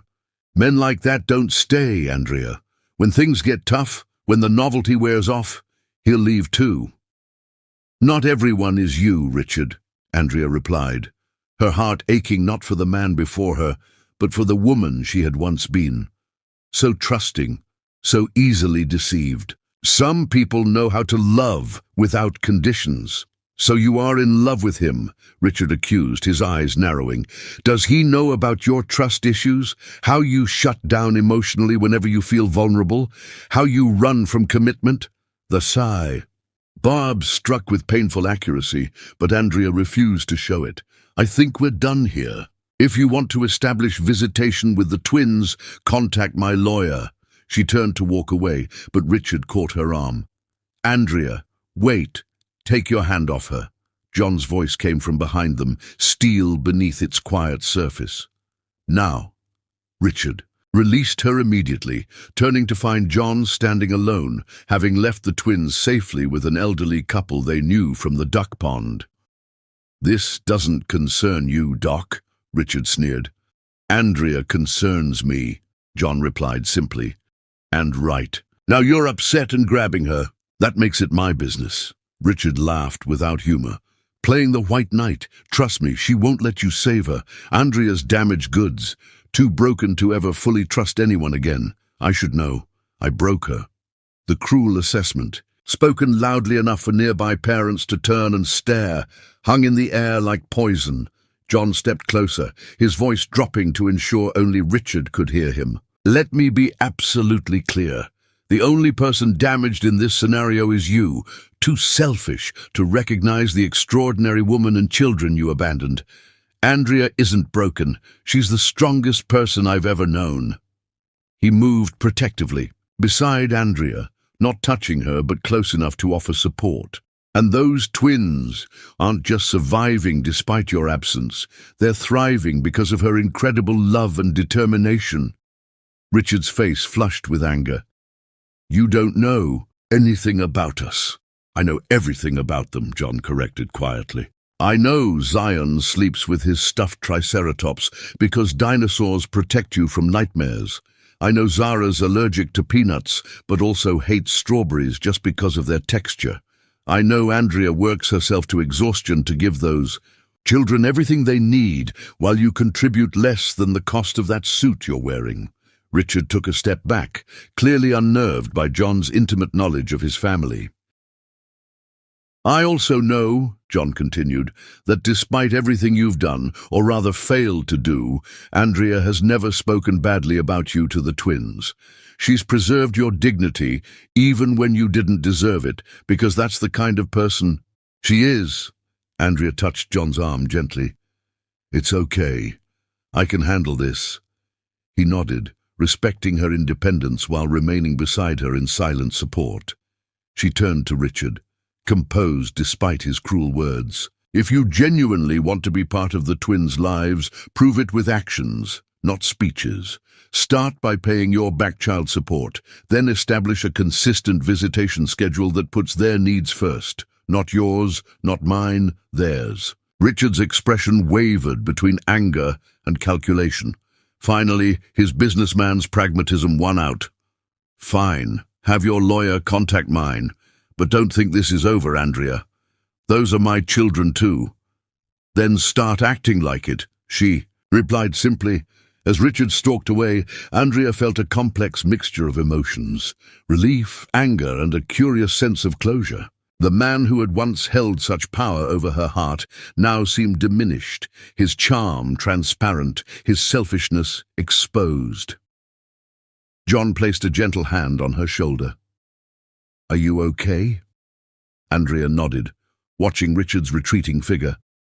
I am, actually. For the first time, seeing him didn't hurt. She turned to John with new clarity in her eyes. Thank you for what you said, for defending us. I meant every word, he replied, his gaze holding hers steadily. You are the strongest person I know, Andrea. And the twins are extraordinary because of you." In that moment, standing in the autumn sunshine with the man who had defended her so fiercely yet respected her strength, Andrea felt something shift deep within her heart, a loosening of the constriction that had bound her since Richard's betrayal. It wasn't healed, not completely. But as they walked together to collect the twins, Andrea slipped her hand into John's, a small gesture that spoke volumes about the walls slowly crumbling between them. Chapter 8. Second Chances, Second Rejections. The weeks following Richard's reappearance brought unexpected changes to Andrea's life. True to his word, Richard had his lawyer contact hers, initiating formal proceedings to establish a visitation schedule. Even more surprisingly, a substantial check arrived covering several months of back child support, a gesture Andrea suspected had more to do with impressing the family court than genuine responsibility. In stark contrast to Richard's calculated maneuvers, John's steady presence remained unchanged, reliably loving, infinitely patient, and ever respectful of the boundaries Andrea maintained even as they gradually eroded. Tonight, as Andrea prepared dinner in her small kitchen, she watched John sitting, cross-legged on the living room floor with the twins, helping them construct an elaborate fort from blankets and chairbacks. Their laughter drifted through the apartment, warming her more thoroughly than the oven preheating beside her. "Dr. John, we need more pillows for the secret hideout," Zara declared authoritatively. "As you command, Captain Zara," John replied, with mock seriousness, saluting the little girl before heading toward the linen closet.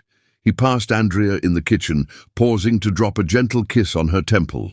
"Need any help with dinner?" "I've got it under control," she assured him, leaning briefly into his touch.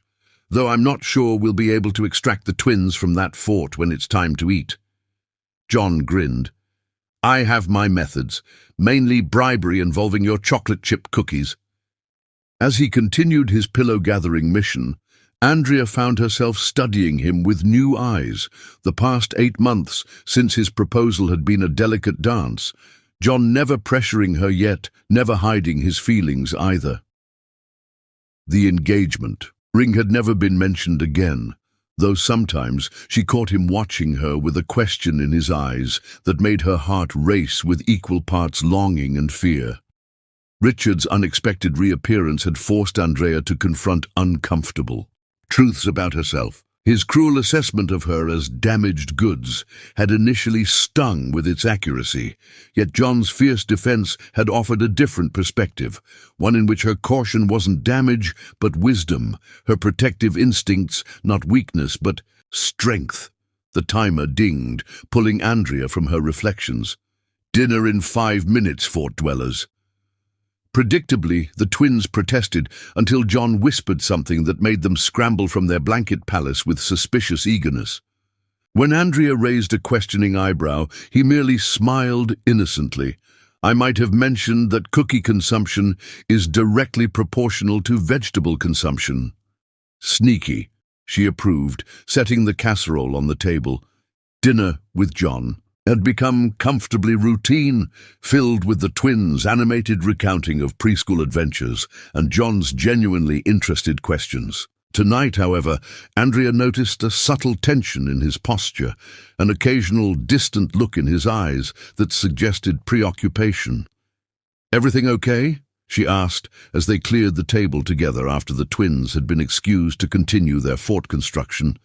John hesitated, then nodded. "Just thinking about something." "Actually." He glanced toward the living room where the twins were deeply engaged in their play. "Would you be up for a walk after they're asleep?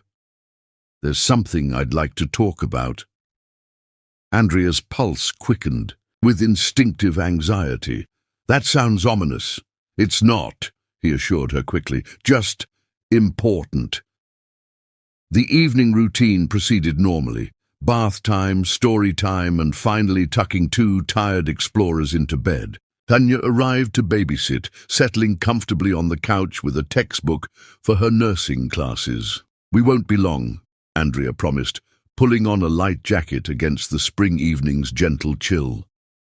"Take your time," Tanya insisted with a knowing smile that made Andrea wonder how obvious her complicated feelings for John had become to outside observers. They walked silently through the quiet residential streets, eventually reaching the small neighborhood park where moonlight silvered the empty playground equipment. John guided her to a bench overlooking the duck pond, its surface mirror-smooth in the darkness. "So," Andrea began when the silence stretched. "Too long. What's on your mind?" John took a deep breath, turning to face her directly. "I've been offered a position at Massachusetts General, Chief of Pediatric Emergency Medicine."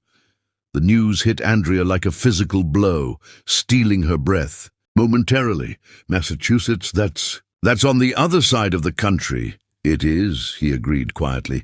"It's an incredible opportunity, one most doctors would jump at."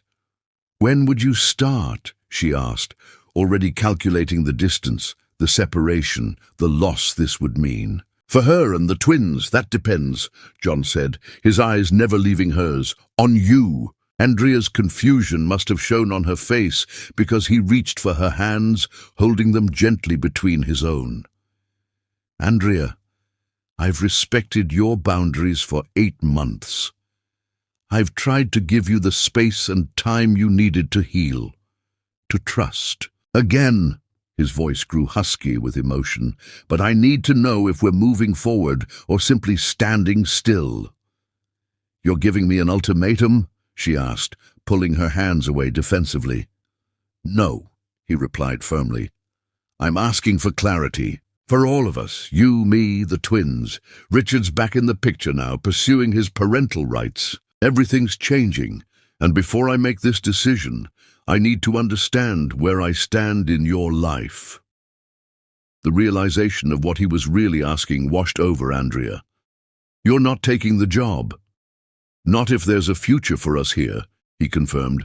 "But I can't keep living in this limbo, Andrea. It's not fair to either of us." The moonlight caught the planes of his face, illuminating the man who had become so central to her life, to the twins' lives. The thought of him leaving created a hollow ache in her chest that she couldn't ignore. "I don't want you to go," she whispered, the admission feeling like surrender. John's expression softened with hope. "Then give me a reason to stay." Andrea knew what he was asking for, the commitment she'd been unable to make 8 months ago on that starlit gazebo. The same fear rose within her, but now it competed with a different kind of terror, the prospect of losing him completely. "I'm afraid," she admitted, her voice small in the darkness. "I know," he acknowledged, "but at some point, you have to decide if what we could have together is worth facing that fear." He reached into his pocket and withdrew a familiar velvet box. Andrea's heart stuttered as he opened it to reveal the same beautiful ring, his grandmother's sapphires still catching the moonlight in brilliant flashes. "I'm not going to kneel this time," he said with a gentle smile, "but the question remains the same. Andrea Carell, I love you. I love your children. I want to build a life with you, whether that's here or in Massachusetts or anywhere else on this planet." He held the ring between them, an offering rather than a demand. "I'm not Richard. I won't abandon you or the twins when things get difficult. I won't break promises or betray trust. I can't guarantee that life won't throw us challenges, but I can promise that I'll face every one of them by your side." A cascade of emotions flooded Andrea as she stared at the ring, longing, fear, hope, hesitation. The decision before her wasn't just about accepting or rejecting a proposal, it was about choosing which fear was stronger, the fear of trusting again or the fear of watching him walk away. "The twins would be devastated if you left," she said, her voice catching. "And you?" John asked softly. "I would be too," she admitted, finally meeting his gaze directly. "More than I can express." "Then why are we still having this conversation, Andrea? Why is it still so hard for you to believe in us?" The gentle challenge in his voice forced her. to confront the wall she'd built around her heart, a wall constructed of Richard's betrayal, but maintained by her own fear. "Because I've spent 4 years protecting myself and the twins from pain," she whispered. "And loving you, truly loving you, means being vulnerable to that pain again." "Yes," John agreed simply. "Love always means vulnerability, always means risk. But Andrea, a life without risk isn't really living. It's just existing." His words echoed through her, striking a chord of truth she couldn't deny. She had been existing rather than living, surviving rather than thriving. The safe cocoon she'd built around herself and the twins had protected them, yes, but it had also limited them. Andrea reached toward the ring, her fingers hovering inches from its glittering promise. She could almost feel the weight of it on her finger, could almost see their future together. A home filled with laughter, more children perhaps, holidays and ordinary days shared with this extraordinary man who had appeared in their lives like an answer to a prayer she hadn't known she was saying.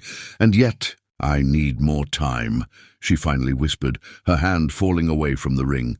"I'm not ready. I'm so sorry." The hope in John's eyes dimmed, though he maintained his gentle smile. "I understand." "Do you?" Andrea asked, her vision blurring with unshed tears. "Because I'm not sure I do. I love you, John. I know I do, but something inside me freezes when I think about marriage, about trusting that completely again." John carefully closed the ring box, returning it to his pocket. "You don't trust that I'm different from Richard. It's not that simple," she protested, a tear escaping to trail down her cheek. "I trust you more than anyone. It's marriage itself that terrifies me, the vulnerability, the potential for loss." "The thing about potential loss," John said quietly, "is that it's directly proportional to what you stand to gain. Great love always carries risk." The wisdom in his words resonated painfully. Andrea reached for his hand, needing connection even as she created distance. "Will you take the job in Massachusetts?" The question hung between them, charged with implications neither wanted to face. "I don't know," he admitted. "I have 2 weeks to decide." "And if you go?" she asked, her voice barely audible. "What happens to us?" John's eyes held hers, filled with love and resignation. "I don't believe in ultimatums, Andrea. If I take the position, we can try long distance. The twins can visit during school breaks. We can see if time and space bring clarity." The pragmatic solution should have been reassuring. Instead, it felt like the beginning of an ending, the slow unraveling of the family they had almost become. "And if that doesn't work," she pressed, needing to hear the worst possibility spoken aloud, "then we'll know it wasn't meant to be," he said simply, though the pain in his voice belied his acceptance. "But I will never simply disappear from the twins' lives. That's a promise I intend to keep, regardless of what happens between us." Andrea believed him completely, which only made her rejection more painful. Here was a man willing to maintain his commitment to children who weren't biologically his, even if she couldn't commit to him. The contrast with Richard couldn't have been starker.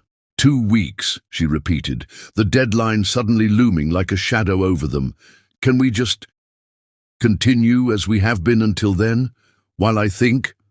John nodded, his thumb gently wiping a tear from her cheek. "Of course, nothing changes unless we decide it does." But something had already changed. A clock had started ticking, forcing decisions she'd been avoiding for months. As they walked back to her apartment in silence, Andrea felt the weight of what she might lose, crushing her chest. The twins' potential, heartbreak, her own.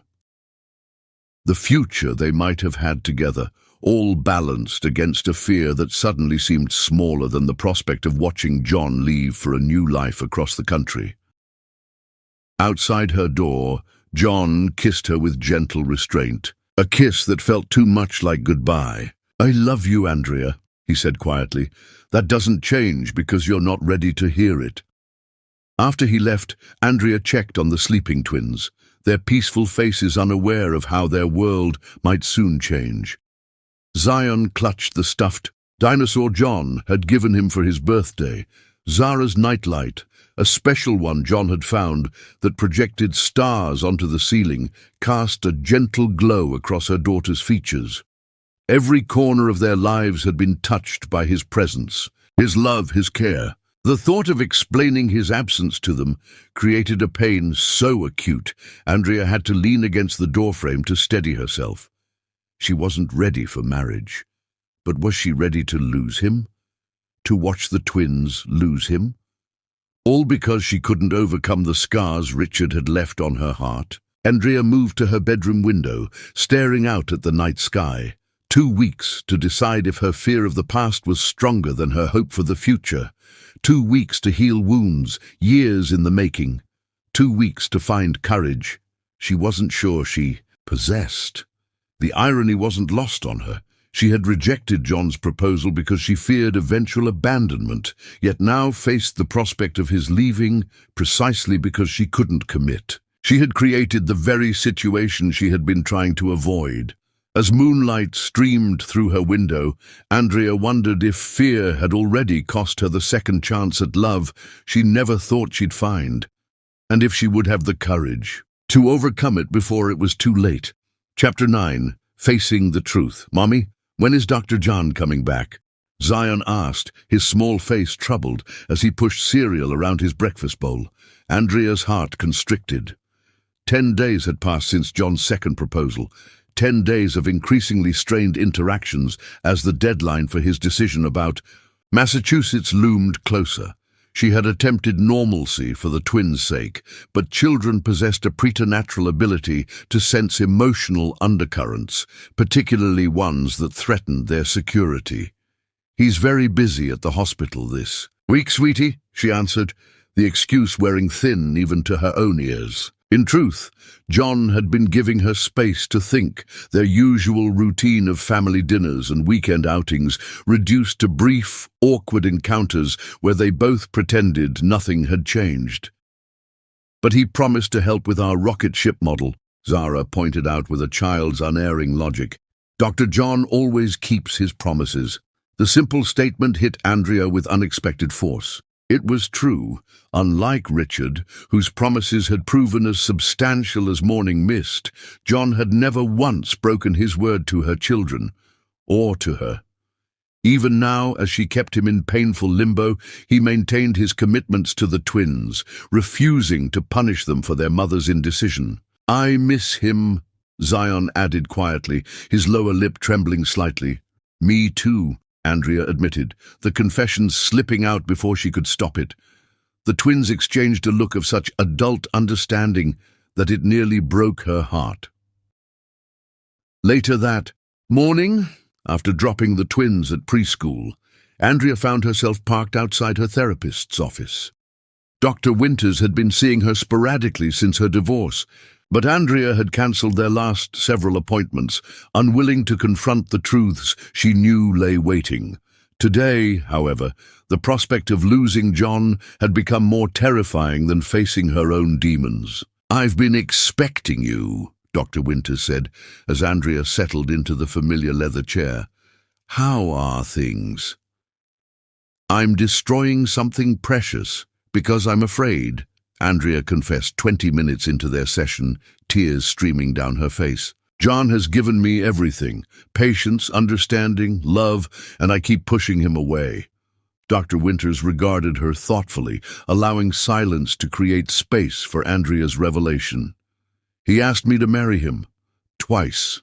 Andrea wiped at her tears. The second time was after Richard reappeared. "John's been offered this incredible position in Massachusetts, but he won't take it unless he knows where we stand." "And where do you stand?" Dr. Winters asked, her voice gentle but probing. "I love him," Andrea whispered, the words both simple and profound. "I love him so much it terrifies me."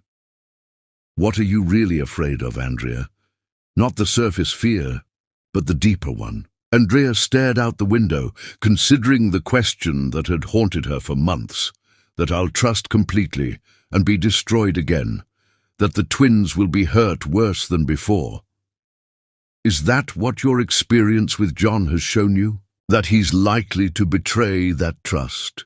No, Andrea admitted, twisting her hands in her lap. Just the opposite. He's been completely reliable even when I've rejected him. Then perhaps the fear isn't about John at all. The insight landed like a physical blow. It's about me, Andrea whispered, the realization crystallizing with painful clarity. I'm afraid I don't deserve this kind of love, that I'm not enough to keep someone like him. Dr. Winters nodded, leaned forward slightly. Richard didn't leave because you were insufficient, Andrea.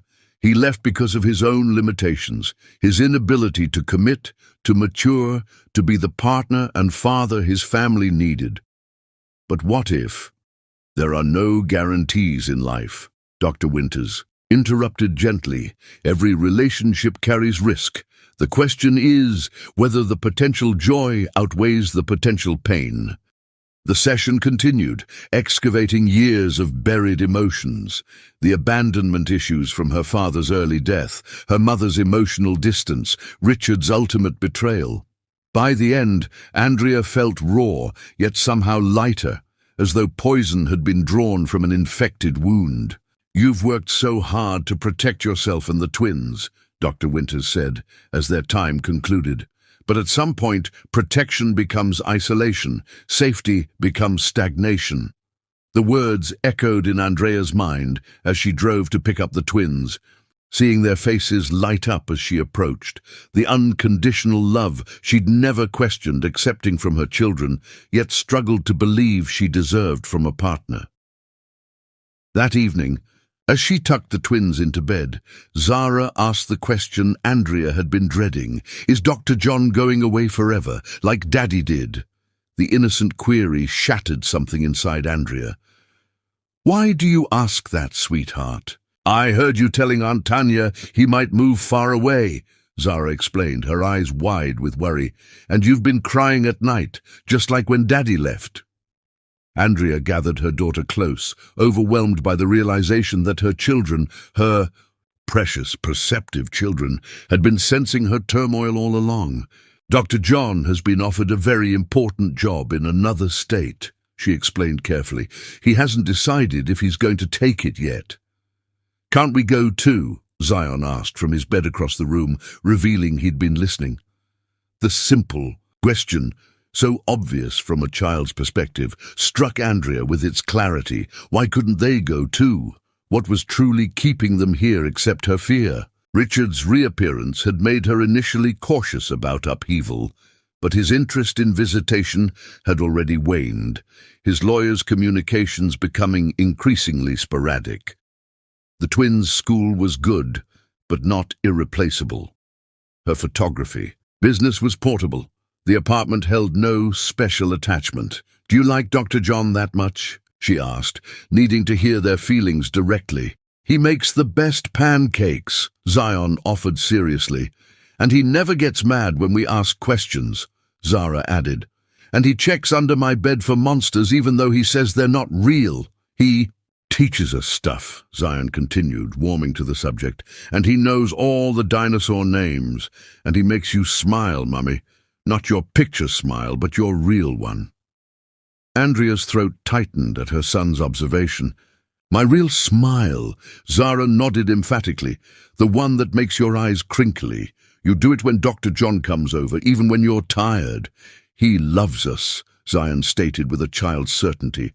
Not like Dad. Dad just brings presents. The simple truth spoken without guile crystallized everything for Andrea. John had earned her children's trust through consistent presence and genuine care, things Richard had never provided despite biological connection. I have a lot to think about, she said, kissing each child goodnight, but I promise, whatever happens, we'll face it together. After the twins finally drifted off to sleep, Andrea sat alone on her balcony, confronting the truth she'd been avoiding for months. Her rejection of John hadn't been wise caution, but paralyzing fear. Not protection, but self-sabotage. She'd been so focused on avoiding the pain of abandonment that she'd refused to embrace the joy of acceptance. So determined to protect her children from potential loss that she'd nearly deprived them of the loving father figure they clearly needed. Her phone buzzed with a text from John. The twins left their favorite books at my place last weekend. Should I drop them by tomorrow? Even now, with their relationship in limbo, he was thinking of her children's comfort. Andrea stared at the message, suddenly seeing with perfect clarity what she'd been risking. Not just romantic love, but the kind of partner who remembered favorite books and checked for monsters and made pancakes shaped like dinosaurs. Before she could second-guess herself, Andrea typed a response. "Can we talk? Not about books, about Massachusetts." His reply came immediately. "I'll be there in 20 minutes.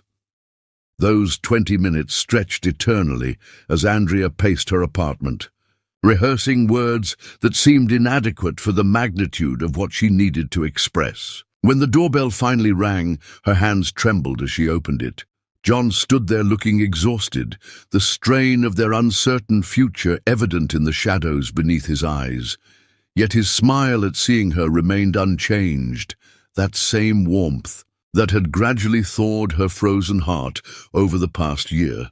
"Thank you for coming," she said, stepping back to let him enter. "Always," he replied simply, the single word an unintentional reminder of his consistent presence in her life. They sat on the couch, an unfamiliar awkwardness between them, until Andrea gathered her courage and spoke. "The twins asked me tonight. If you were leaving forever," she began, her voice steadier than she'd expected. "They compared it to when Richard left." Pain flashed across John's features. "I would never—" "I know," she interrupted gently. "That's what I realized tonight. You've never given me or the twins any reason to doubt your commitment. The only one creating barriers has been me." She took a deep breath, forcing herself to maintain eye contact despite the vulnerability coursing through her. "I've been so afraid of being hurt again that I couldn't see I was hurting all of us by refusing to move forward." John remained silent, his expression carefully neutral, though hope flickered in his eyes. "Zion asked why we couldn't go to Massachusetts with you," Andrea continued. "And I didn't have an answer, because there isn't one. Nothing that makes sense. Anyway," she reached for his hand, needing the physical connection to complete her emotional one. "I don't want to lose you, John, not because I'm afraid of being alone, but because I love who we are together, who I am when I'm with you." His fingers tightened around hers, but still he waited, as though understanding she needed to find her way to the conclusion on her own terms. "I've been choosing what felt safe over what could make us truly happy," she admitted. "But I'm realizing that safety without love isn't really living, it's just existing." The truth, finally spoken aloud, hung between them like a tangible thing. No longer a barrier, but a bridge. "So what are you saying, Andrea?" John asked, his voice husky with emotion. "I'm saying yes," she whispered, tears spilling onto her cheeks. "Yes to you. Yes to us. Yes to whatever future we build together, whether that's here or in Massachusetts or anywhere else." The joy that transformed John's face was like sunrise, breaking through storm clouds. He pulled her into his arms, his embrace both fierce and tender. "Are you sure?" Andrea nodded against his shoulder. "For the first time in years, I am completely sure. I love you, John, and I'm tired of letting fear keep me from telling you that every day." "What about the ring?" he asked, drawing back to search her face. Andrea smiled through her tears. "I think you should keep it safe until I've earned it properly, until I've shown you that I'm really ready, not just saying words." John cradled her face between his hands with such tenderness it made her heart ache. "You don't have to prove anything to me, Andrea. I've always seen your heart, even when you tried to hide it." As he kissed her, a kiss that felt like coming, home, and setting out on an adventure all at once, Andrea finally understood. Love wasn't about guarantees. It was about courage. The courage to risk pain for the possibility of joy, to choose hope over fear, to trust not just another person, but yourself and your own capacity for resilience. Whatever the future held, they would face it together, not because they could predict the outcome, but because they had chosen each other deliberately and with full awareness of both the risk and the potential reward. And for the first time since Richard's betrayal, Andrea felt not just loved, but truly free. Chapter 10. Full Circle blossoming Northside Medical Center buzzed with its usual morning activity as Andrea navigated the familiar corridors, her hand clasped tightly around a large cardboard box. The twins skipped ahead, excitement visible in every movement as Zara clutched a smaller package wrapped in silver paper. "Remember, it's a surprise," Andrea reminded them in a hushed voice. "So we have to be very quiet until we're ready." 3 months had passed since the night Andrea had finally said yes to a future with John. In that time, John had declined the Massachusetts position, instead accepting a promotion at their local hospital. They'd settled into a new rhythm as a family. John's house becoming their shared home, Andrea converting one room into a photography studio, the twins delighting in the backyard tree swing John had built for them. Today marked exactly 4 years since their first meeting in the park, the day John had saved Zara's life with his quick thinking and EpiPen. Andrea had been planning this moment for weeks, her heart racing with nervous anticipation. "Miss Carell, they're waiting for you in room 304, the nurse at the station informed her with a knowing smile. The hospital staff had enthusiastically embraced Andrea's plan once she'd explained it. "Is he there?" Andrea whispered. "Dr. Douglas thinks he's meeting a new patient family," the nurse confirmed. "He has no idea." Andrea took a deep breath, smoothing her yellow sundress, the same one she'd been wearing the day of Zara's allergic reaction. "Ready, Munchkins?" The twins nodded solemnly, understanding the importance of this mission. They'd been practicing their roles for days. Room 304 was the same maternity room where Andrea had given birth to the twins, where John had first met her at her most vulnerable, where he'd left the single white lily that had become their symbol of hope. She'd chosen it deliberately, bringing their story full circle. "Wait here until I call you," she instructed the twins, who positioned themselves obediently outside the door. Andrea entered alone, catching her breath at the transformation. The sterile hospital room had been filled with white lilies, hundreds of them in crystal vases, creating a fragrant garden where medical equipment normally stood. Soft music played from hidden speakers, and twinkling lights had been strung along the walls. John stood with his back to the door, examining a medical chart, unaware of the floral wonderland surrounding him. "I'll be with you in just a moment," he said without turning, his voice carrying the professional kindness that had first caught Andrea's attention. "No rush, Dr. Douglas," she replied softly. "We have all the time in the world."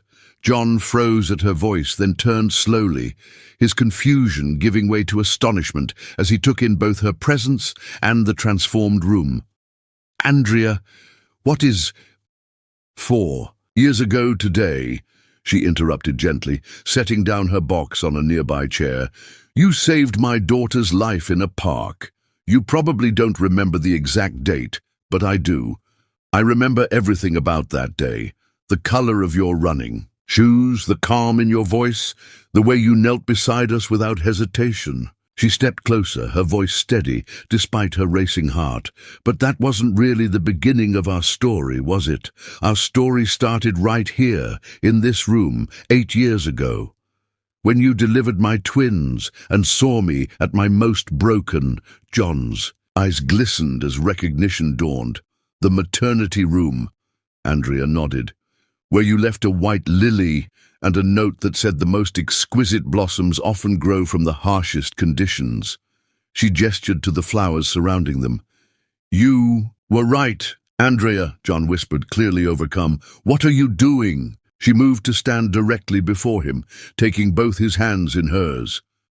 For so long, I defined myself by what I'd lost, by Richard's betrayal, by my broken heart. I built walls to protect myself, never realizing they were becoming a prison. Her voice wavered slightly with emotion. Then you came into our lives, first as the doctor who helped bring my children into the world, then as the stranger who saved Zara, and finally as the man who taught me that love is worth the risk. Andrea reached into her pocket and withdrew. A small velvet box, not the one containing his grandmother's ring, but a different one. She opened it to reveal a simple platinum band. You've asked me twice to marry you. Now it's my turn. John's eyes widened as Andrea slowly knelt before him, reversing their roles from that starlit night at the gazebo. Dr. John Douglas, I have loved you through my fear, through my doubts, through my healing. But today I love you without reservation or condition. Tears spilled down her cheeks, but her voice remained clear. Will you marry me, raise these children with me, build a life with me that honors both where we've been and where we're going? For a moment, John seemed unable to speak, tears tracking silently down his face. Then he pulled Andrea to her feet, cradling her face as though she were the most precious thing he'd ever held. Yes, he whispered against her lips. 1,000 times, yes. As they sealed their promise with a kiss, Andrea called out, You can come in now. The door burst open as the twins raced in, Zion carrying a handmade sign reading, She finally said yes, and Zara carefully balancing her silver package. John laughed through his tears at the sign. Did you help plan this? He asked the twins, kneeling to embrace them. Mommy said we had to keep the big secret, Zion announced proudly, even when you made dinosaur pancakes and tried to trick me into telling. We have something for you, Zara added, presenting the silver package with ceremonial importance. John unwrapped it to find a small white box containing a boutonniere, a single white lily, identical to the one he'd left beside Andrea's hospital. A bed 8 years earlier. For the wedding, Zara explained. Mummy says it's your special flower. Andrea reached for the cardboard box she'd carried in. There's one more surprise, she said, opening it to reveal a small photo album. The twins and I made this together. John turned the pages slowly, photographs documenting their journey from the first candid shot Andrea had taken of him with the twins at the playground, through holidays and ordinary moments, ending with a recent family portrait of all four, of them beneath the old oak tree in their yard. Our story, he whispered, understanding the gift's significance. The beginning of it, Andrea corrected, leaning against him as the twins examined the flowers with delighted curiosity. We have many more chapters to fill. Later that evening, after a celebratory dinner with the hospital staff who'd helped orchestrate the surprise, John and Andrea sat on the porch swing of their home, watching the twins chase fireflies across the darkening lawn. John slipped his grandmother's sapphire ring onto Andrea's finger, where it caught the last golden rays of sunset. No more walls, he murmured, kissing her temple. No more walls, she agreed, leaning into his embrace. Just open hearts and second chances. As if understanding the significance of the moment, the twins abandoned their firefly hunt to join them on the porch. Zion climbed into John's lap, while Zara settled against Andrea, the four of them fitting together as naturally as puzzle pieces, finally finding their matching edges. Are we a real family now? Zara asked, her small fingers tracing the sparkling ring on her mother's hand. We always were, John answered before Andrea could, his voice certain. This just makes it official. Andrea met his eyes over the children's heads, seeing in them everything she'd once feared to hope for. Not perfect. Fairy tale love, but something far more valuable, a love built on choice rather than chance, on healing rather than hiding, on courage rather than fear. From the broken promise of her past had blossomed this unexpected future, a second chance at love she never thought possible, and a family forged not through obligation, but through deliberate daily choice. As twilight settled around them, Andrea silently thanked the woman she had been in that hospital room 8 years ago. The heartbroken mother clutching newborn twins, determined to protect her wounded heart at all costs. Without her strength, her resilience, her fierce love for her children, this moment would not exist. The white lily John had left beside her bed that day had been both a comfort and a promise. That beauty could emerge from pain, that endings could become beginnings, that sometimes the most exquisite blossoms truly did grow from the harshest conditions. And as her family gathered close on the porch of the home they now shared, Andrea knew with absolute certainty that this particular blossom, this love, this family, this second chance, had been worth every moment of the journey.